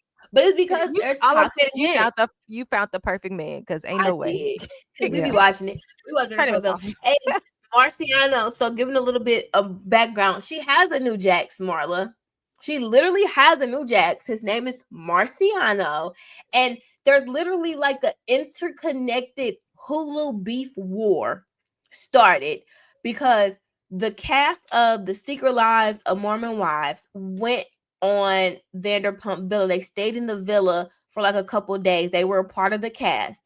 And two of them that are married got into some stuff with Marciano.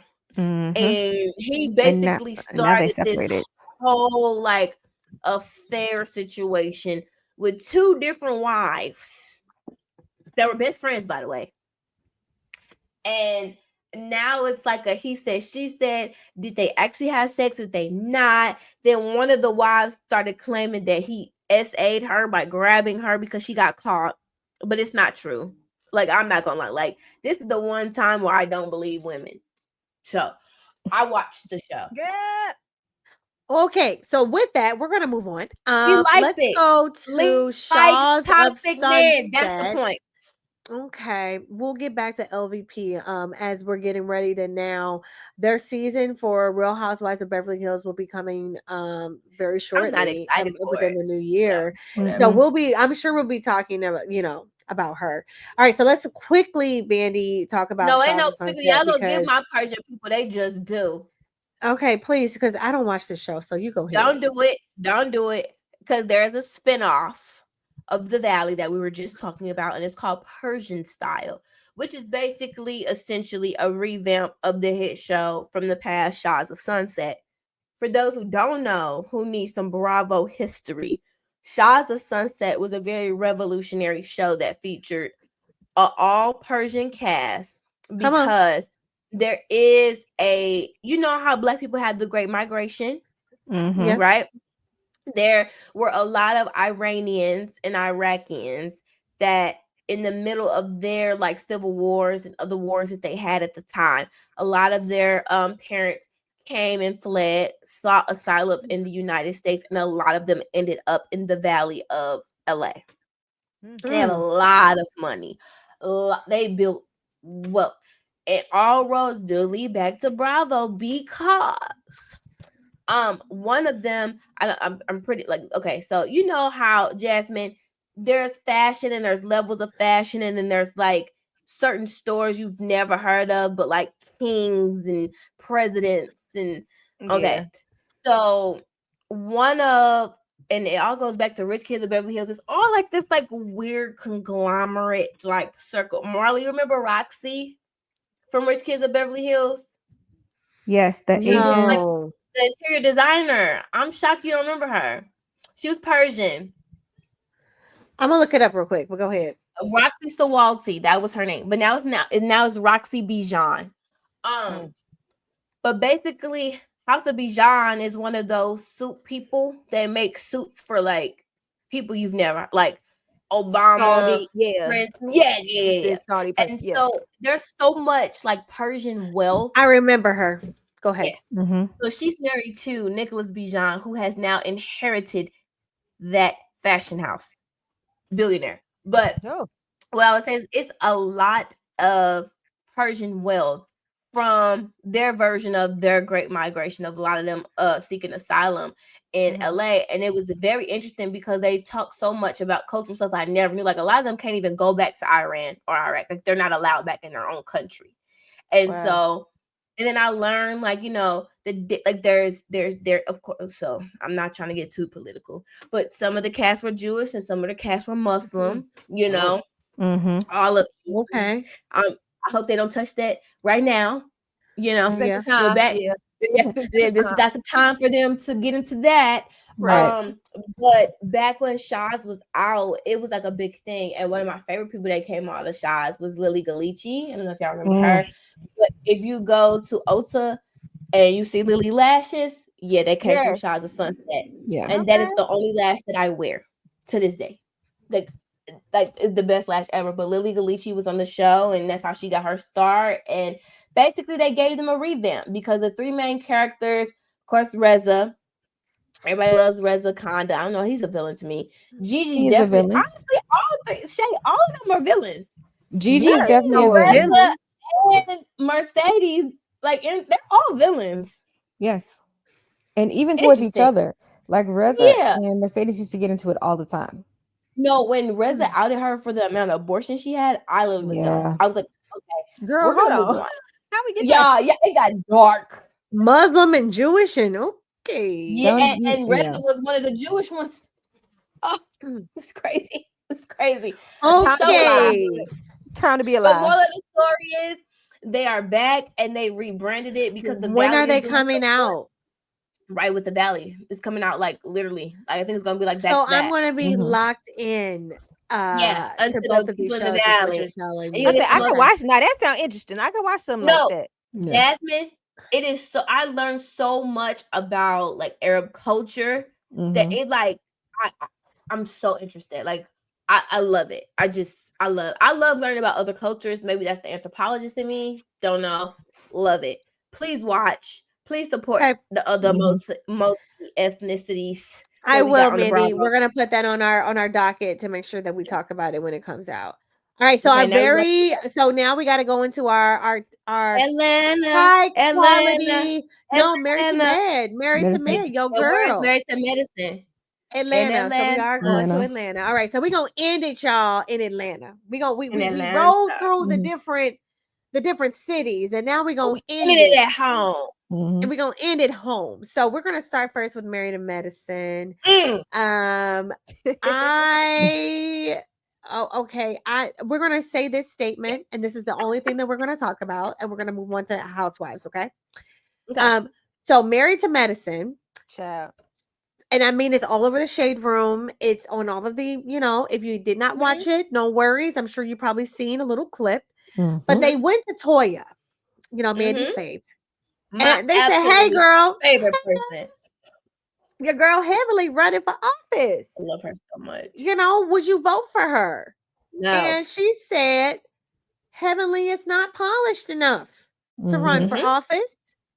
And we'll just start there. And so, Heavenly had a little clap back on the gram.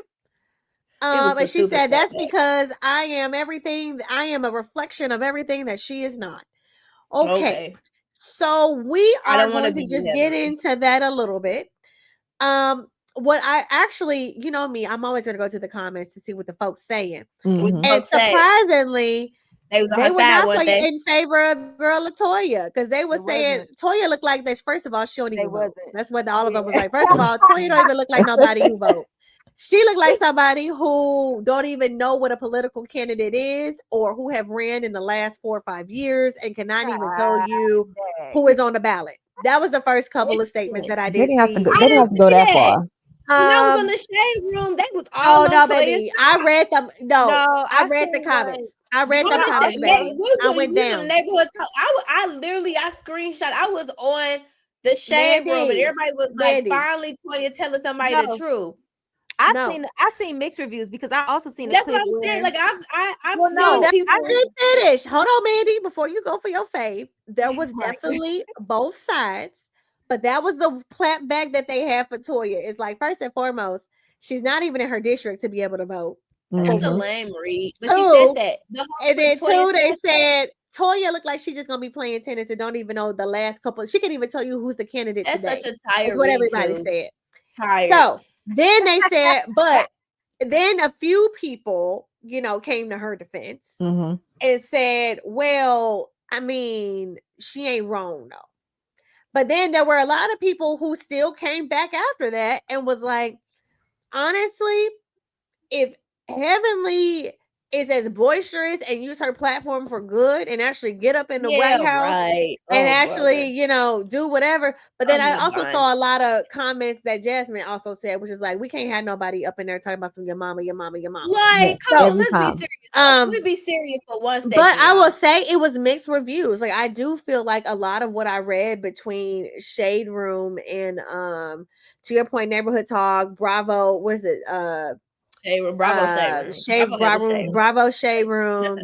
A lot of it was very mixed. It wasn't like one or two side. Like it was literally like very split. And so I don't know. I will say this: we know heavily be popping off and heavily be wrong. But what I will say is one thing that I love about this Married to Med cast as a Black woman that I am going to say, when it comes time for them to like handle business, when it comes down time for them to like go to the White House to meet Michelle Obama and to like actually do their due diligence activation, like their activations, they get it together and they do what they need to do for the community. Like I always still believe, very deep rooted outside of this show, that like part of the reason why they became doctors in the first place is because the misrepresentation of Black doctors in the field. And I still hold them in a regard of they did this because they want to make these kind of moves. Now Heavenly has not helped herself this last season. Like, come on, being able she has a to Patreon. This lady got a Patreon. Okay. Didn't she just get in trouble last year for like, was it like it was like homophobic something? Like she gets in trouble. Mandy, but let's talk about it though. Look at our president. Yes, but hold that's on. What that's what somebody else said. Somebody else said that's was what like, I don't like. You saying I don't want decorum. that to be normal. I don't want that to be normal. Two, hold on, but she's still like that Patreon worked because people want to hear from her. So what someone also said was, although people may not like it, people were still paying for the real things in life. Mandy, she's entertainment. They're still paying for the Patreon I'm done with because that, they want to hear what Heavenly say. So I know you're gonna stand for your fave, but what I am gonna say is, look, she is also going against 8 or 9 other people in her platform that are Democrats. An incumbent that's been in office since 2002. I can't take her seriously. It's because you made Quad your campaign manager. I'm sorry. Can we talk about this for real? Yeah, I thought Quad was the treasury. She a campaign manager. No, yes, and that's what I'm saying. This is not just no Toya versus Heavenly stuff. For me, this is about I don't want what Trump is doing being normalized. I'm tired of this whole anybody can do it. No, bring back expertism. Right. Period. Whatever happened to being an expert in something and being in a lane that you studied? The whole thing, like people can't just be doctors. For real. Like you can't just be a lawyer. And it was crazy because when they asked Heavenly what's her why, she said my son was arrested. Okay, so we're gonna move on. So next we're gonna talk about the sneak peek of with Eugene working 2 hours away for a huge pay raise. So let's talk about that, Bandy. We're gonna move on. I don't want. But didn't he do that before when they was trying to get out of debt? Yep, this is my segment. We still This trying is to get my out of debt. segment now. Kinda I'm moving. owning this one now. And I got I'm a gonna lot to keep you say. honest because I got something to say too. So go I ahead. got a lot to say. It's always Eugene gotta work and get more money because his wife is living above her means. So continue. Y'all, all the listeners on this podcast, I need y'all to comment because I feel like we done did this so many times.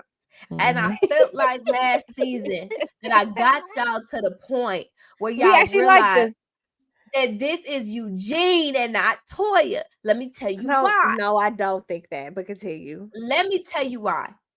Eugene has said multiple times on podcast outside of the show, they're not allowed to break the fourth wall on the show and talk about pay and all of that, right? So on the show, they have to act like Toya don't get no money. Like in their world, the fourth wall is Toya getting a paycheck for the show that's probably $1 million now a season at this point. It's been 10, which is 11. substantial. That's what I'm saying. So on the show, that is technically the fourth wall. So on the show, they cannot use the show as a reason of her making money, right? Yeah. So when Toya goes off and be like, I know you're making this money, but I would like you to be at home. It's gonna sound stupid to the normal public because they're like, you don't work. Yeah, but if you bring home $1 million a year and your husband running off to make $400,000 because it makes him feel better when you could be here making $300,000, it's like in the grand scheme of things, I want you here with me, right? As a wife. 2, I think that ever since he did that podcast with Carlos and Cecil, and he talked about how Toya is the breadwinner, a lot of men don't like that, and most men don't like most men ain't gonna like that, right?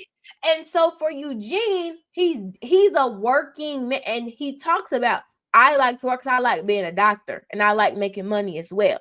So I think a part of him doing this, and I'm honestly kind of confused too because he has a practice here. So that was gonna be my question to you. Yeah, the sneak peek was kind of misleading because you don't know what led up to it. You don't know we'll what find they out were more. really. You know what I'm saying? Because last season he opened a practice, right? And it sounds to be doing good. But now she's saying he's working 2 hours away and he's making significant amount of money. But the elephant in the room is his house that they just bought. This new house. So I'ma just say this again. I am tired of this storyline. Can we get to a place where y'all don't need to? It always seems to be, and this is the cadence as to why we keep talking about it. A house is always included in these conversations. It would be different if they stayed in the same house and they were having these issues. They weren't talking about no, you don't talk. You don't talk because you're gonna always take up for her. What I am saying is no. What I am saying is they move every year, which is insane. They haven't moved in the last 3 seasons. They was renting a house. Because they were renting to build. Because they were building a house again that they cannot afford. So here we go again. TV. Oh my God, I can't do this. Here we go again. I'm gonna check out. We got a bigger house. I can't. And now boy is over here working 2 hours away for some coin because sis is over here. And I was just looking at her Instagram. They all taking vacations. She's taking vacations. And what did he say on the podcast? What did he say on the podcast? All of their family vacations is paid for by who? Toya.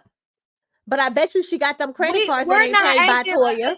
So she's still running up credit. They still got to pay credit cards off. Information that we're just gonna act like is not happening. We're gonna act like she doesn't make $1 million for 6 months of work. But so Mandy, if you're spending the money, I don't care how much money. And he's making $400,000 a year. $5 million a year.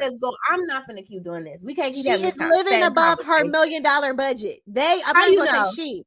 They are living above. Well, we don't know yet. We're gonna find out this season what's happening. That's what I'm saying. Mama, be so just on it. Because at this point, it is nerve-wracking to see. Here's my issue.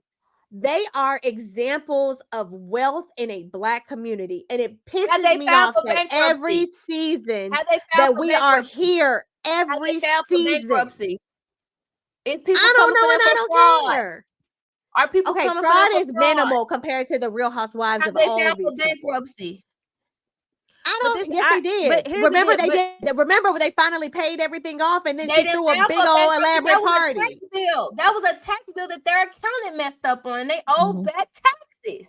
But this They is the never thing. filed for bankruptcy. They never could not, quote unquote, afford their life. They had a tax I bill. don't It think I'm happened. going to say, Mandy. I'm going to say it again. For We a acting wife like these of people someone done. who, what I will say is, for me, for someone who manages her money with her husband, it is evident that you can see the dynamic between them, that they are both spenders. I'm not even giving it to Toy anymore. They are both spenders. And the issue is nobody is stopping each other to say, should we make these decisions and these purchases? Period. At least That is the issue that I see with that's them. what they show us on the show. That's what we're That's editing my to see. point. And so you can't be mad at us if that's what they showing us.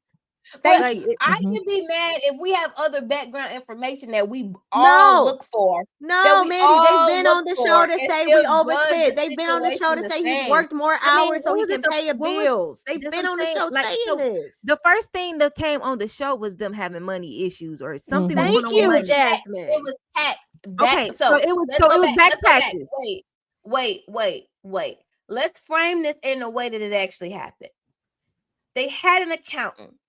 Their accountant did Quit not pay blaming it their on the taxes. accountant because the accountant cannot take the full blame. And he killed himself. It happens to rich people all the time. That's why they say your but money. You're also supposed to look at your own documents. Let me talk.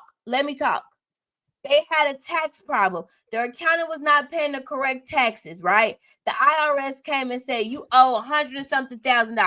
What did Eugene do? They downsized. The man worked his butt off. They paid it off. They got to a better situation. And now they bought another house. And they bought another house. And they bought another house. Fine. If they went to bankruptcy court and people were suing them for past old bills, and people were, but they say that there has been alleged that she don't Martha pay people. Stewart went to prison for tax evasion. Rich people do it all the time. Mandy, all I'm saying is what we have seen from what they have shown us is they do not manage their money well. I'm not doing and it. Now you have wrote that Eugene is working 2 hours away for a huge pay raise. Probably because of his own pride, because he said that his wife makes more money than him. We will see. He said it. I'm gonna say it. We will see, because all I see is them buy new houses and then downsize. They buy new houses and they downsize and rent. They buy a new house they can't afford. They dream house, and then they downsize and they get a house again that's rented. Even their friends around them are like, how are they managing their money? Are you gonna pay their downfall for this house? No, we're gonna wait and see how long they're gonna keep it. But continue. Then you pray on their downfall. Is that what? Because it's a pattern. No, what my daughter says, it's called a pattern. It's a pattern of behavior. Not be able to afford this house, and she wants them to It's move a pattern of behavior. Praying on their downfall. This sad. It's a pattern. At this point, it's a pattern. I'm gonna be real with y'all. Toya is always gonna bring this. I'm listening to the list. This to the listeners. Toya's gonna always bring this energy on this podcast. It is. It's nerve wracking. It is so nerve wracking to me. I can't take her. I am never. And you know what's crazy? Actually, I know people agree with me. I've been on TikTok. My TikTok feed, the people are realizing that Toya is the roots on this show, that Eugene is the best husband. I've been seeing a lot of good propaganda, so I'm gonna stay on that side of the TikTok. I'm gonna stay on that side of the Twitter. And I'm gonna promise y'all this. What happens this when this season come out on this Sunday? I'm not talking about Toya. Yeah, that's why the sneak peeks comes out Sunday. That's so quick, right? I am not talking about Toya again. I'm done talking about Toya. If y'all don't see it, y'all don't see it for her. But the people that I found my community. Okay, I found my community on the TikTok, and I'm gonna stay with them. Okay. And another thing, Married to Medicine likes to push the same storyline year after year after year, and that's that is my problem. And that's why we also have Quad versus Simone again. So I'm sick of that too. Toya. I am sick of that too, and I'm sick of hearing Simone yell. Again and again. That's how they work, because they are real friends. So this stuff just keeps happening. But, so it's like a curse of the real and a curse of the fake. It's like kind of a little bit of both. It's like at some point, I would think adding new wives, like they're adding the nurse They and did. they adding somebody else. So I Yeah. hope that will bring a level of something new. But if we gonna do this Simone fight Quad again, I and still don't understand what her issue is with Quad. I It's still can't figure, just doesn't either. make Marla. sense I with me. cannot figure it out. I It's don't jealousy get, at this like, point. why- That's the only thing I can just bring it down to is I don't jealousy. know. I don't understand. It goes I back to don't the get like. it. It goes back to like the Quad and Mariah days. I really just truly do not understand where they beef came from, but it's still here. And then now she's talking about Quad invited her to her birthday party 2 hours before. That is kind of crazy. That is That is production told me that sounded like production told me I had to invite her. And it's Atlanta, so you know it's at some lounge or club. Yeah. You gotta get glam. You know what I'm saying? You gotta put on a little fit. And you telling me 2 hours before. But what makes Let me Simone's tell you situation something. so Simone ain't crazy. get no glam. Okay, Marla, hold She on. do. It don't be good glam. She ain't get no glam. She do her own. She do her It own don't be makeup. good glam. It don't be good glam at all. But she. I will glam. say what She makes ain't get no Simone fit. what makes Simone and Quad so crazy is that Simone's husband don't even know. He's still trying to figure. Know. He's hanging with her. But like you know so what? that's But it's on Quad side but too. I because think that's the problem. Remember, the her 8 and minutes that I Cecil. saw, even King was like, "We tired." He told her in the confessional. He said, "We tired of seeing this." She said, "Can y'all cut that out?" They did not cut it out. But I think the problem is we still have not dealt with the fact that I don't think Simone healed from her almost getting a divorce from Cecil. True. Cecil putting another woman before her is what caused the relationship. And now I think she feels betrayed that Cecil continued to have a relationship with Quad and did not tell her that he was still speaking to Quad. And so I don't even think it's a Quad issue. I think it's a Cecil issue, but she don't want to deal with what's in her own house. You own to something now. You own to something. Whoa. You're cooking with grease. Whoa. That's that. Whoa. Me and my husband have fought before, and we fought over this before, and we almost didn't make it. So now I'm going to give the energy to the woman, and then the woman don't even understand what's happening. Because remember, Cecil was the one that invited her to their event. Party did not tell her. And I think ever since then, she's just kind of she just side-eyed her. She's like, I'm good. I'm good on her. Because it's giving that you put another woman before me again. Well, he was also doing. It's a problem too, because when I remember Quad's birthday party on Instagram, Snapchat, and all that, Toya and Eugene were there. So it's like, and there was no cameras. This was not filmed. This was a I think they really do like each other. I really do think they like each other. That's what made. Well, they were the wives. They was the wives, right? They were the wives. They were in the medicine. Yeah, that's what makes them. Oh no. Okay, we're gonna move on. We got one more left. Quad are actually they something to deal with. If they get together, they're actually good. Yeah. Toya and Quad are good right now. Now, if you get them together and let them go on somebody's throat, I think they would have a problem. I think it would be problematic for somebody. Oh, it would be a problem because Toya got a mouth and I eat Simone for Simone because I think sometimes Toya. What if I got one question? If Toya lets go of her allegiance to Simone and get over there with Quad. Now we got a show. Now we got a show. Now we got a show. Well, okay. So then the last part of Atlanta we need to talk about before we hop off is Real Housewives of Atlanta. True. Y'all, okay. Portia was, she was a big part of the show. I would say she was part of the opening act. So I guess what I'm seeing is she is Bravo is loving on her. I think the fans are loving on Portia. So it was very evident that she was intertwined in a lot of the segments. Unpopular opinion. I don't think Atlanta gave what it was supposed to give this last season. I didn't like this reboot. I disagree. I didn't really care for, because here's what this is why I'm going to say this. So watching what I did watch, a lot of the OGs were there. And so for me, I'm like, and they kept showing clips of the old Atlanta to kind of hype up the crowd. And so I'm looking at old Atlanta and I'm now comparing it to what I'm seeing in front of me. And I'm It's a different era. Whole nother era. Yeah, you can't compare. Because you can't the old compare old clips. Atlanta to They New Salt did Lake the City. old charade. They did the, who gonna check me, boo, and the most iconic reads. And you first of all, that's not unfair to them, though. They shouldn't have done that. That's unfair to them. But like, they did it during Candy set. So let's backtrack. Let's talk about Candy first, and then we'll go into Portia. What I will say is, before we get into that, it's like, as the world progresses, you can't compare certain eras to certain things. It's even like in music, like you can't compare B-Day to Renaissance. To me, I'm just saying. So like, continue. That's your problem. That's the problem. So what I'm saying is, it's like the 92 Bulls versus whatever. Yeah, like you can't, like it's just certain things you have to let them live in their own stratosphere of greatness, and then appreciate current greatness based on the other competition. And what I mean by that is, like, everybody says their number one franchise right now is Salt Lake City. Old Atlanta would kill this new Salt Lake City. The floor with you Salt see what I'm Lake saying? So it's like, you got to compare it to the current things, right?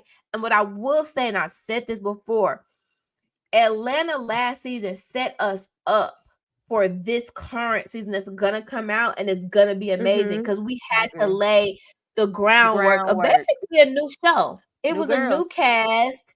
You got Kenya leaving in the middle of it. Portia's back, but she can't really talk about it. Like, you had all of those parameters. That's why I said I didn't really like.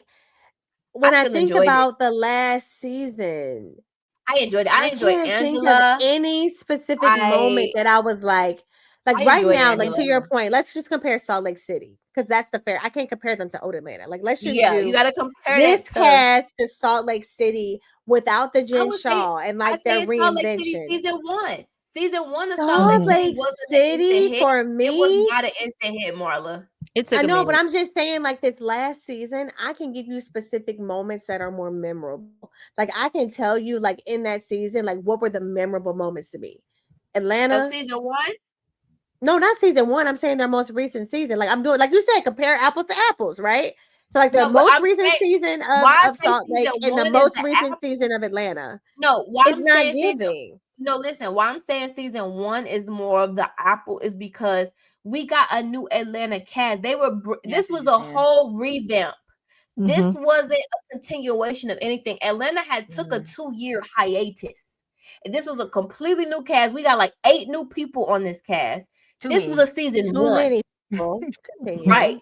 This was essentially a season 1 of a show. Hear me out. I feel like Britt Eady just like shined like rain clouds all over this season for me. But she made it I just feel like it was so much drama that came along outside of this. Like, okay, let's talk about season 1. To your point, season 1 of Salt Lake, I was locked in to Salt Lake. I was locked in on season 1. Season 1, the girls, their stories were amazing. I was locked into the reads. I was locked into the wealth. And again, like we all talked about, the church element to me was very different to bring that into a Real Housewives type of show. And so for me, I thought the first season of Salt Lake, I was like, I'm locked in. I love it. I love the characters. I love everybody. Amazing. Season 2 gave us FBI and raids, which I was even more locked in. I think Salt Lake until Jen got arrested. That's when I got into Salt Lake for real. No, I was locked in on the first season. So what I will say about Atlanta is I just feel like, and I think maybe because, we watch so much, I listen to so much commentary, with Carlos's show with Dustin and Claudia. But they liked last season. They rated it really high. They did, but for me, they talked a lot about the outside drama. It was so much outside drama with like Britt Eady versus Kenya, and Kenya's coming back, and like all of that stuff to me just kind of like rained on that for me. It wasn't about the show. The drama wasn't about the show. The drama was about if Britt Eady was going to sue the network. If she's like, it was more to me. The drama wasn't happening on the screen. The drama was happening outside of it. I don't know. I didn't really like any of it. I thought Portia was a flop. This is my opinion. I thought the biggest Portia coming back was such a flop to me. I was just like, this is not what I intended for Portia to come back at. I did not like her. I always had an unpopular opinion of this podcast because I really enjoyed it. I thought I almost didn't finish the season because I was so uninterested. I was so uninterested. There was nothing happening. I thought I was not like. I like go Angela. ahead, I liked. Well, that was my takeaway. That was my takeaway from the whole season. The introduction of Angela, I feel, because I feel like she gave an element of that spark of that old that we kind of like, and it was a new version of that spark. You know what I'm saying? And her husband. Her husband. And Charles, And so I felt like that was my takeaway, was Angela becoming into her own and finally like, hey, I'm here. I'm actually, I resemble the old, but I bring in a new flair. I feel like, I think Drew, I feel like she's going to show her tail this year, and I'm happy to see that. Because that's what I wrote down is at this Bravocon. She ate them up. I don't understand. So this is my problem. If Drew why are y'all on the show? Shamia and Kelly, both of y'all need to go. Drew eating y'all up. She got ate up. In one sentence, Marla, she ate. So how was she? What did she do? Come on, tell us. At the panel, child, listen. Shamia and Kelly, but they the type that they passive aggressive. They talking interviews, saying one thing, get in front of everybody else, acting all calm and cool and collected. And it's like, no, say what you said there to me. And they tried, and I can tell this season is gonna be a whole bunch of them trying to quote unquote double team people. They're gonna get ate up this whole season. I can feel it. And they tried to double team Drew. Baby Drew told that lady, I prefer Waffle House waffles, actually. And she said, Shamia, you cannot sing. And your song, and why you talking about that CD that ain't never came out? Mine is on, and I'm working on the next, essentially. Why you still ain't got a song? You still peddling that single, and I'm over here with the whole CD out. I said, if Drew is eating y'all up, eating y'all up like that. Y'all have nothing coming. Like, why are y'all on this show? And then you know they did a live. You're proving my point. Who did a live? Kelly and Drew and Shamia did a live later on trying to come in, and everybody was like, "Girl, you've already been eating. Y'all missed your moment. You missed your moment. Y'all remember it? Shamia did that live with her mama on there praying. Yes, it was like that, girl. Why are y'all on the show? I'm gonna say it again. I just feel like Shamia, I'm very disappointed. She was a flop. Yes, we say Angela was great, but there was nobody for her to fight against. Like there was nobody even worthy of her time to even go against. I enjoyed that. I mean, and Portia just feels like she was not activated at all this season. Portia was just like, y'all gave me JV. She had a literal gag order on her. I'm just saying, like, what messed Portia up is Kenya. I feel like Kenya is the one that really dropped the ball for that season. Yes, because if she didn't do that, it would have been another situation. I think Kenya really because that's her antagonist. At the end of the day, Portia and Kenya is oil and water. So they're all and they go and they know we're gonna have to bring it. So we're gonna have to come up with some mess and stuff. We're gonna have to do something. And she missed her her person. And I think Kenya. Listen, Portia was like, y'all gave me JV and maybe a little star of the JV with Angela. Literally. But I can't work with this. That's what I'm used to working with varsity. She didn't anticipate her best friend who are the players. You're right. She did not anticipate her best friend turning on her. The best moment, like we said, it's not memorable. I have so many memories. The best moment for me was when they went to Rock South, because I love Rock South. That's one of my favorite restaurants here. When Portia and Shamia sat down, and Portia saw Shamia attitude and like whole thing, and she said, "Oh, got you. This what we finna get." But it's still JV. It's still her playing JV ball. It's not playing her varsity. But Marla, what we're saying is in the new scheme of Housewives, we kind of like you kind of have to go back and forth between breaking the fourth wall. Like the new Housewife now is more so about the game of Housewives. It's not about they are fans. We are watching fans. It's no more legitimate life, personal story. That's not a thing no more. That's not what Housewives is about. it's kind of about this social experiment of who can be a good housewife in the terms of what housewives used to be. It's no longer about, is your life authentic? Are you giving us a good personal? It's not about that no more. So when I compare my apples, I'm comparing it to the new apples of reality TV. How everybody can break the fourth wall. I'm gonna say it again. Salt Lake City got them. I can remember my favorite episode of Salt Lake City for this whole season, and I can't tell you nothing that Real Housewives of Atlanta gave me from the last season. Like, Salt Lake City to me is a parody of Housewives. It's very overly produced. It's very, let me go rehearse this now with my gay friend AGK. Let me go sit down and try to bring up something else or something. Like, it's like they're all trying to create moments. And I think that's the reason why I like Lisa Barlow, because she don't be trying to come up with any moment. And she be really dumbfounded. She really is, yeah. And so I do think but Amanda, you can say that, but again, everybody's watching Salt Lake because they are entertaining. It's overly produced. What I'm saying is Atlanta is not entertaining for me. Like, this last season was so boring. I almost didn't watch it if we didn't pod. Like, I was not locked in. It was so boring. Nothing was happening. It was a very nothing was happening. It was a very set up nothing happening. It was setting us like up. Nothing. It was chapter 1. It was the issue is you can't close the book after chapter 1. Here's the deal too. It shouldn't have been a setup season at season 16. Y'all should have had the setup season. That's what I'm saying, Jasmine. Right. Y'all sold me an all-star cast. Y'all brought Portia back to make sure that it was gonna be. Nobody told Portia's husband to start scamming right then and there. Thank you, Jasmine. Like Marla don't get her women because y'all remember we was ready. We was ready for Miss Guabadia.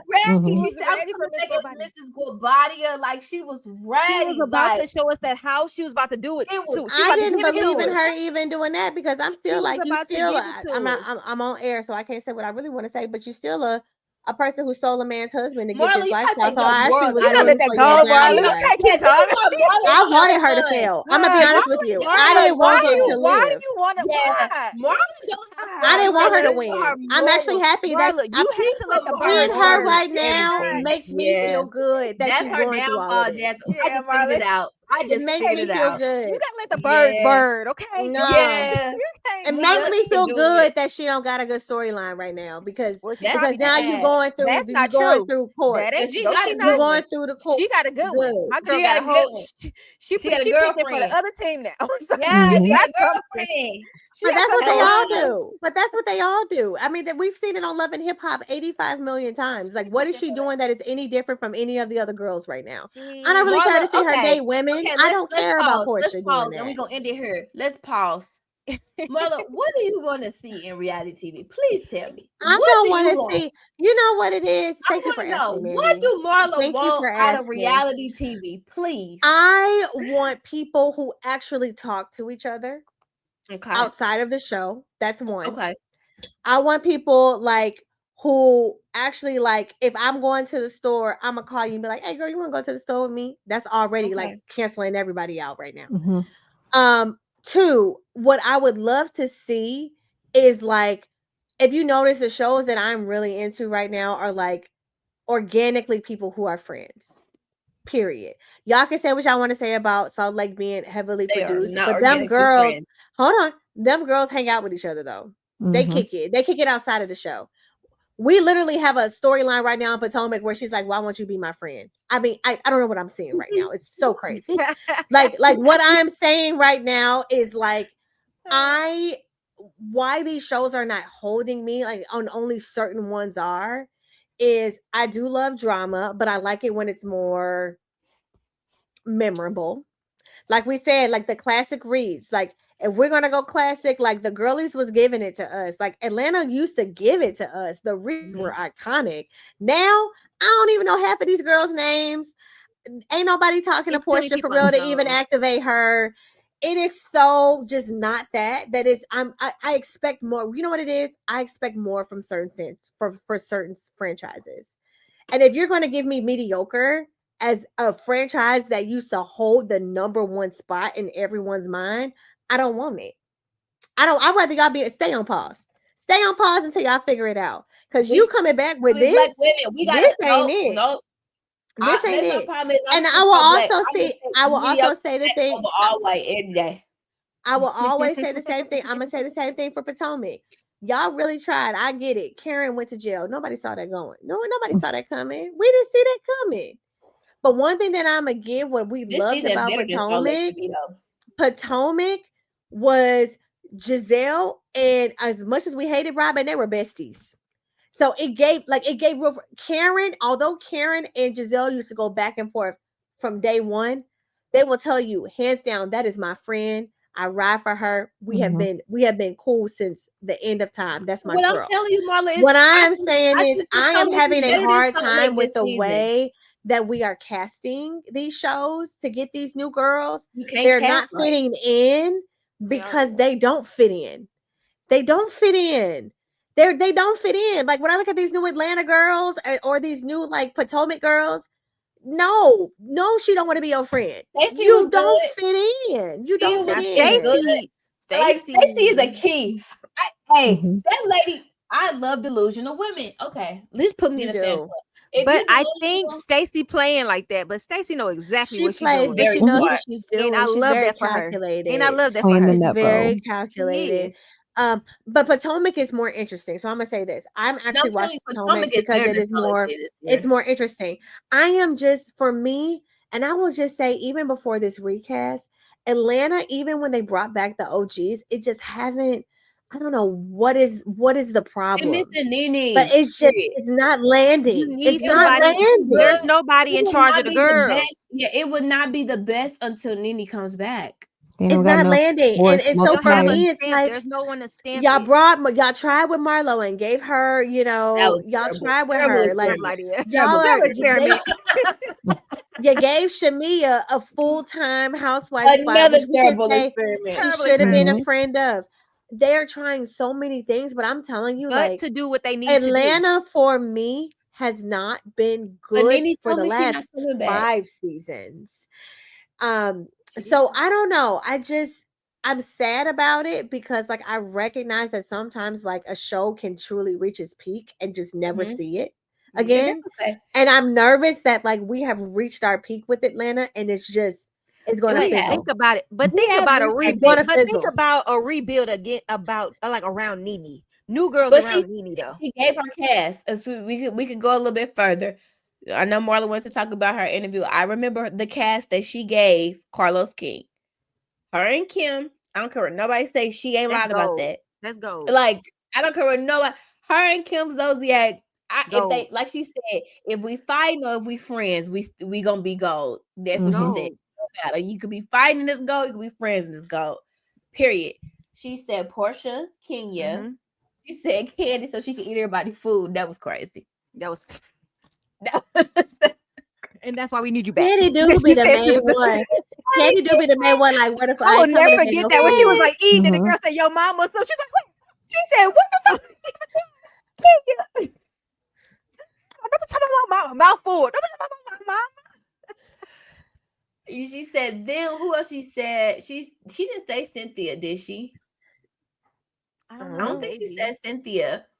But I'm sorry, even Cynthia brings a level of something here because she's been there. She's been at the mountaintop. So she brings a level of something which is even there. All I'm telling y'all is y'all have named all OGs.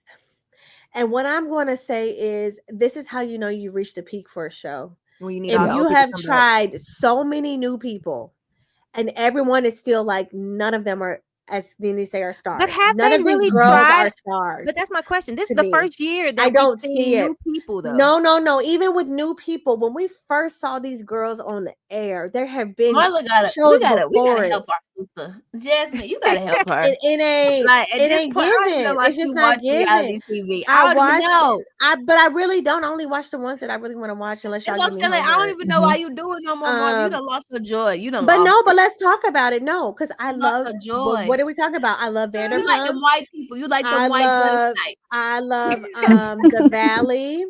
I said she like the white gutters because you know what it is. I like shows that I feel like are relatable. And the issue that I'm having, white people relatable to you, Marla. Absolutely. Like some of the stuff that they go through in their not marriage. Girl, not the kids. Not them kids. They ain't kids no more. Girl, them kids. They ain't kids no more. They our age. Marla, you can be but I will say, like, the Valley. What I would say about the Valley gives me, like, we just got married. We're building our the Valley. I give you. We're building our families. I can't give you that. I cannot. I mean, I grew up with them, and so like Marla, where they you are in just their watched lives is the where I am. Marla likes nostalgia. Marla, we gotta wait. Do reality TV as you knew it is dead. Literally is gone. I know, but I'm trying to give you like the shows that I actually like that are like new. Well, what do you I think what it like is for me is like I don't like odes to the old.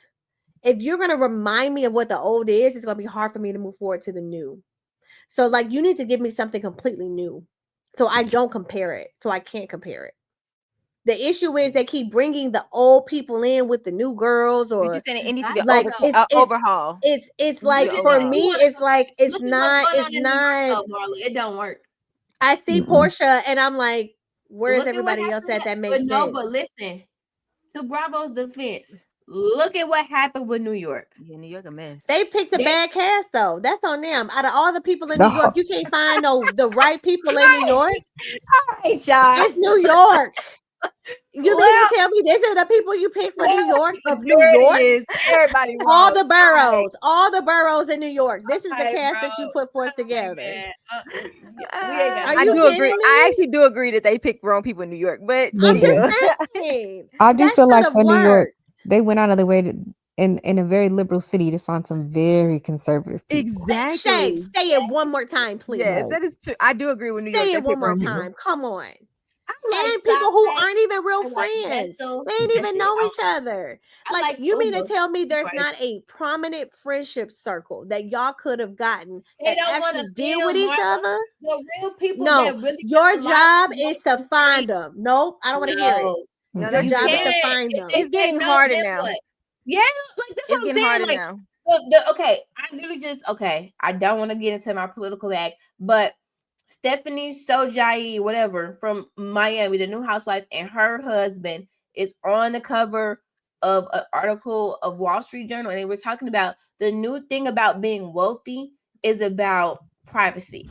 That's like the new, like, it's not about money no more. It's about how exclusive you are, how private you are. Like that's the new level of wealth. Like that's the new wealth status. It's not about technically how much is in your bank account. It's about who actually knows about you. Like it's actually cooler that nobody knows you're rich and you just live this. Like that's the new thing about these wealthy people now.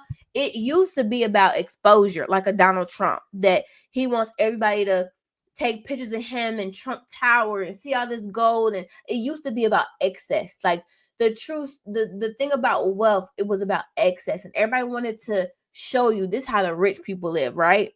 That's how the show started. Mm-hmm. It's not like that no more. But none of them was even rich like that. And that's in New York. But that's what I'm saying, Shay. Like, I'm not saying you need to get like the most elite, richest people in New York. What I am saying is the gold is finding a friendship group. I don't care what like the gold. I don't think you would. You know, it has came up for Like, Portland if we would do it. I always say that I would be a friend of. I would not. I would be a friend of. You're interesting, and listen. I would be a friend of. For sure. I would be a friend of. Like if one of my girls, but I know, but no, literally, I would know who to cast. Like I know right now of my friendship circle who I would cast. Marla, listen, pause. Period. You're literally proving my point. You are a real Black woman with a real Black man and a real Black baby in a city that's not for Black people all the way. You got to build your own community. You guys have built your own community. It is beautiful. You guys are very successful people. You live a very fun life. Y'all have organic events all the time. That's what we would want to film. Yes. But even you are saying, I need to be a friend of. Like, I would This like is to what keep my job, please. because you want to See? but you also want to keep See? you want to keep your life private, and that's what Right. people don't want to. It's not even the what we're privacy. saying. I Really? think for me, in my own therapy, if I'm being honest, I think if I was anybody else, as we talked about a church element, my privacy for me means something very different to me in this moment in my life. I feel like I've always lived my life very visible to where everybody have had access to me. And so now in my life, I'm very All of you as a celebrity. more like, if you know me and you're around me, you know me. But I don't Could y'all really care imagine Marla as for a celebrity? people who don't know me to get to know me. I don't really get care it. about that. So like for me, it's more about me being able to live my life, my truth, how I want to live my life, and not having people who only want to see me to convict me versus to be happy and proud of me. But And Marla, so don't you think a lot of people are like that? That's what we're trying to tell you. Like, people are so happy in their own friend group, and the personalities that you guys my have. friend group is amazing. Exactly. Great for TV. Like, you see what I'm saying? But none of y'all would agree to that. No, literally, I have one that actually, like, honestly, is a real housewife and truly is a real housewife. You just said and they will be TV gold. They really would be, and I would definitely show up But as her even with friend. that, it wouldn't give 100%. Housewives like with your Thank friend group. I think it would give like Sweet Life of LA that used to come on HBO, the Exactly. Issa Rae show. I love that show. I love that show. I hate that It they was so canceled real. Honestly, I think it would be more of like a Carlos. Like it would be more like Love and Marriage. a love and marriage. Because honestly, Really. most of our friend group is We ain't even talk about that. married, Oh, which we'll get to. But Okay, that's y'all, for this another is gonna be time. so But I long. see what We you're love y'all, saying. though. Okay, We we're going really love long. So we're gonna do a part 1 and part 2 for sure. Okay, Yeah, so 'cause- now let's go into the last segment. We have to do the very last segment. They gave an Go ahead, achievement. you got this one. And I actually watched it. I watched it on the show for the Achievement Award. I did not. They gave the Lifetime Achievement Award to Candy. And what I really appreciated that I thought was really sweet, they had her daughter up on the stage, who now is also a part of the Bravo world, to also help give her this award. And they went back to when Candy first got on camera. And what I loved is they showed the hardships between her losing her fiance. They showed her meeting Todd, to, her mama and her aunties acting up and cutting up, to like you really get to see the evolution of Candy. They showed some of her most iconic reads. And it took that moment for me because some, like, I will personally say, out of all of the housewives, like, I don't look at Candy as like the most iconic. It will always be for me Nene and a few other people before her. But when they gave her that award, and they showed her like background of like what she played into the Real Housewives spectrum, I was like, you know what? I never gave Candy enough credit. One thing that I am going to say about Candy that we used to talk about a lot with Bethany, that girl turned her stuff into businesses. Yeah. And so they actually showed every single business and platform that she showed on the show that helped create her wealth through this franchise. And I was just like, you know what? I don't give her enough credit because Candy was on there for a purpose.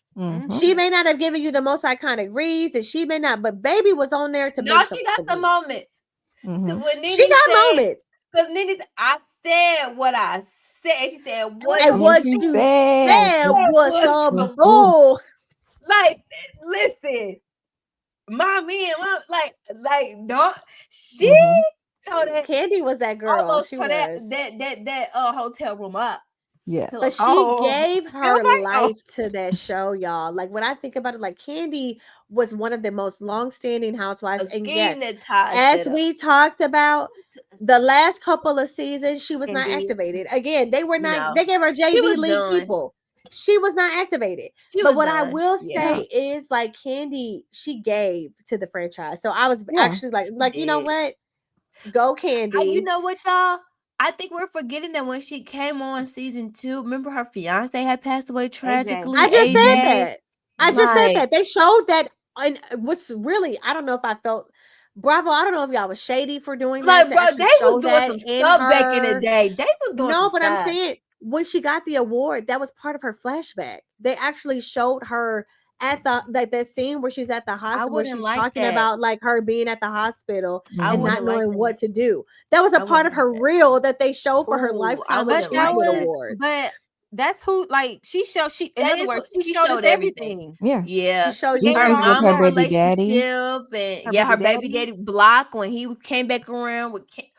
Woo! They literally showed her daughter telling her, "I don't know if I will." She Let said, me "I put don't know some if I respect need on another her. daddy." They showed Riley literally in her flashback film. I'm like, I don't know, Bravo being shady or In like, other words, they but say she Riley gave it to us literally, all.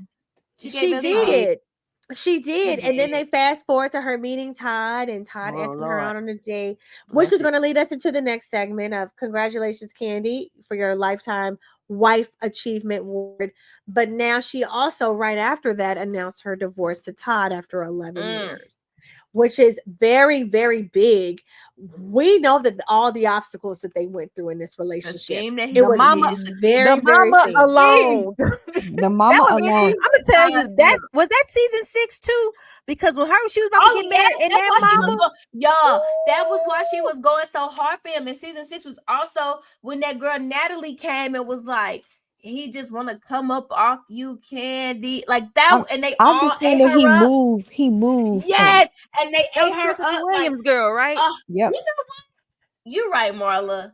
I have Candy to thank for some of the most iconic Candy, moments. she you know what it is? She may not be the quarterback, but she catching all of them. Okay, let's go down. Tardy for the party. The song, they showed it the too. creation, They showed and the it. dispute.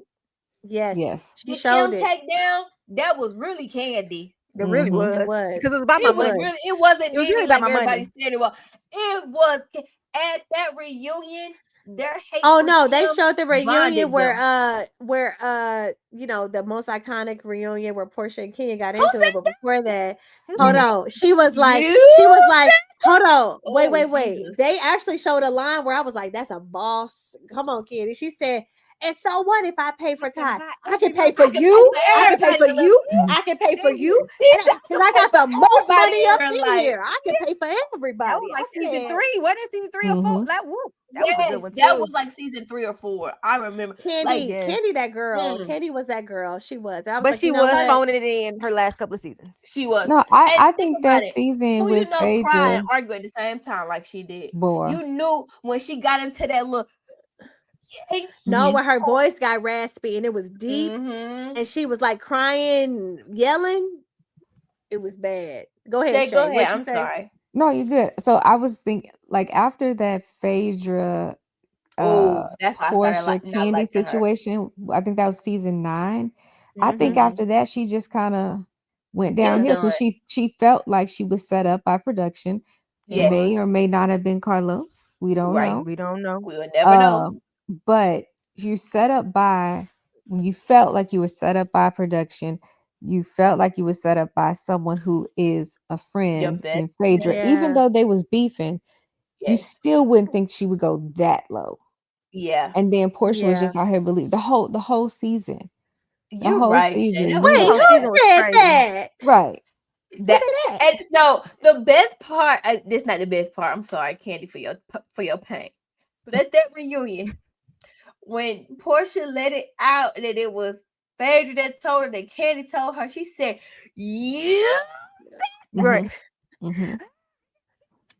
She wanted to choke her. She wanted to choke that girl. She said, "Ooh." Yeah. She wanted to go across that table so bad. Candy gave us moments. But I can give her lashes because I don't care what nobody say. Candy before the rape allegation, I was team Phaedra. How are you gonna have my man stuck? Yeah, that was crazy. He watched his stuff in your. I don't care if my husband's our friends. You gonna out me about Mr. Chocolate? How are you? Like, I was team Candy. Did her so wrong. Now, but so did what Phaedra did in return was not. It was hell. She went to wasn't Phaedra meeting with like her employees, talking about Candy not paying her and stuff? Was after the tie. I would say that was after the Apollo stuff. Hey, Phaedra was on her side. She said, "I'm gonna go a little low," and Phaedra said, "I'm gonna go to hell." I did a rewatch. Yes. She went below hell. She went, like, you know, Dante's Inferno book, how it's levels in hell. Mm-hmm. She went to the very bottom where Judas and Satan himself was at. Like, that's the level that Phaedra went. And she was willing to go further if it didn't come out. She was willing. I know willing. she was. Because to be honest, y'all, that was such a revelation, because the whole season, you remember, everybody in real time was like, Portia, why would you believe that? Right. But it made sense.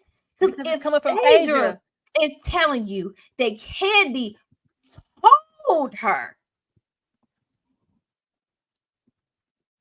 how do you not believe it? Listen. Okay, so needless to say, Candy is that girl.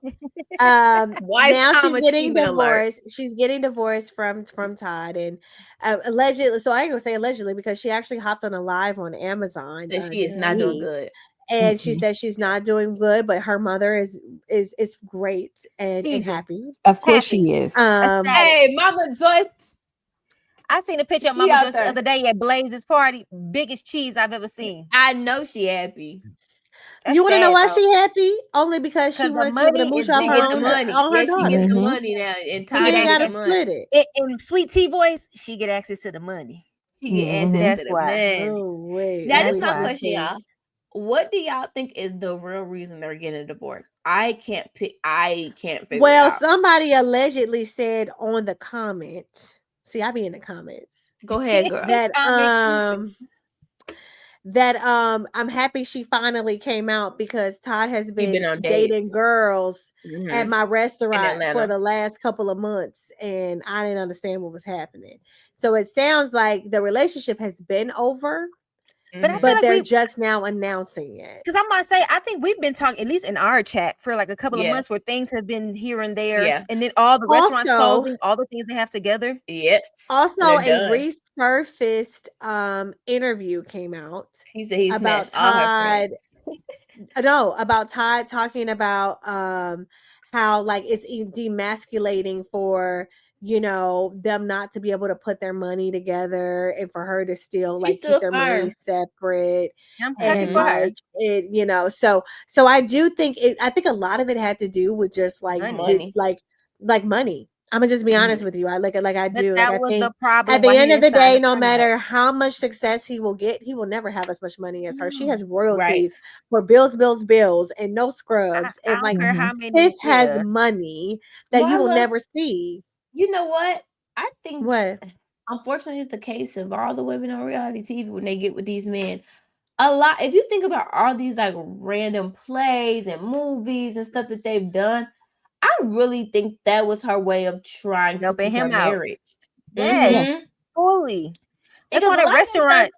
It was all low, but I really just don't see Candy being trying to give him a source. Woman.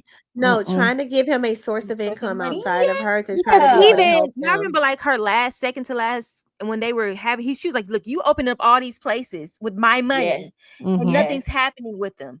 What is?" And they got into that argument. Yes, she was like, "Bro, you siphoning my money, and you not even doing nothing. You just spending money, and I don't do that." As a woman, I think that her seeing how he is with his blood daughter.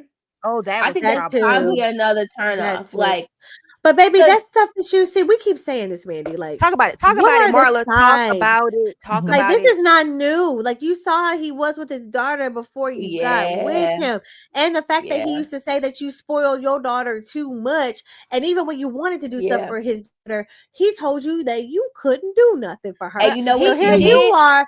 So here you are over here and her move together in New York City. You see, she did like there's a disparity. Yeah. Because here I am wanting to give my daughter the best of the best, but you're telling me that my stepdaughter, I can't do anything for. It looks bad on me. That it looks like I'm showing, preferential treatment. You ain't saying I what can't I give you want to do. And I think you want me to his daughter resented him about him. We fund everything. You ain't telling me I like him. And his daughter and Riley are gonna stay close beyond this because they live together in New York City. I'm shocked they lasted this long. If I'm being honest, like their first trial was Mama Joyce. I was just about to say Joyce was the first trial. I swear.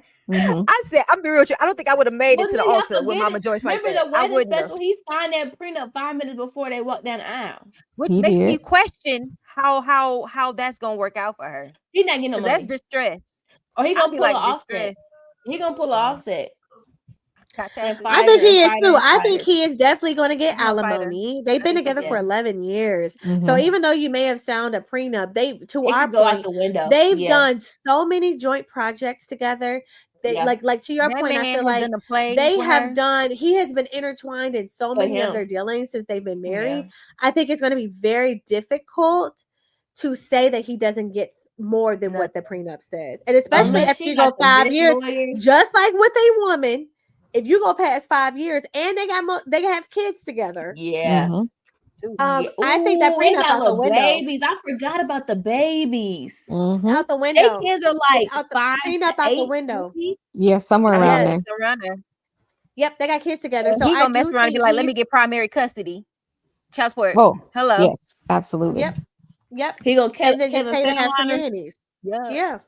I think she's unfortunately for Candy, and I pray this doesn't happen for her, but I think she's about to have the fight of her life in court. It's about to be real. I think so too. It especially depends on how they end it. Like when those court documents come out about what actually happened. It's gonna tell a story. We're gonna but like you said, when you start opening up bedrooms, you letting her up in there. Anybody can come in there. Because at some point, somebody gonna say, "I ain't got to ask for permission."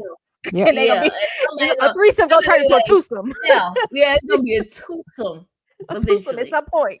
Now y'all vibing without the other person. And here's the thing: like, open that door. How you know it's gonna get closed ever? Yeah, listen, my prayers to Candy. I think it has to be something to feel like you've reached a level in your career where you're getting an award, but at the same time, your whole personal life is falling to crumbles. Like I can't even imagine what that feels like. How many plays has she been executive producer of on Broadway? Like for the past 2 years. She's close to an EGOT. She is so close to an EGOT. She's so close. The Oscar gonna be tricky. So like my professional career is going up, but my personal life, it's given Devil Wears Prada, which I can't wait to see the two. It's given like everyone's looking at her like this is a powerful woman, but she's like, and this is my 4th divorce, and I can't, and I got these twins, and I got to figure out like how this that is real. Candy first marriage?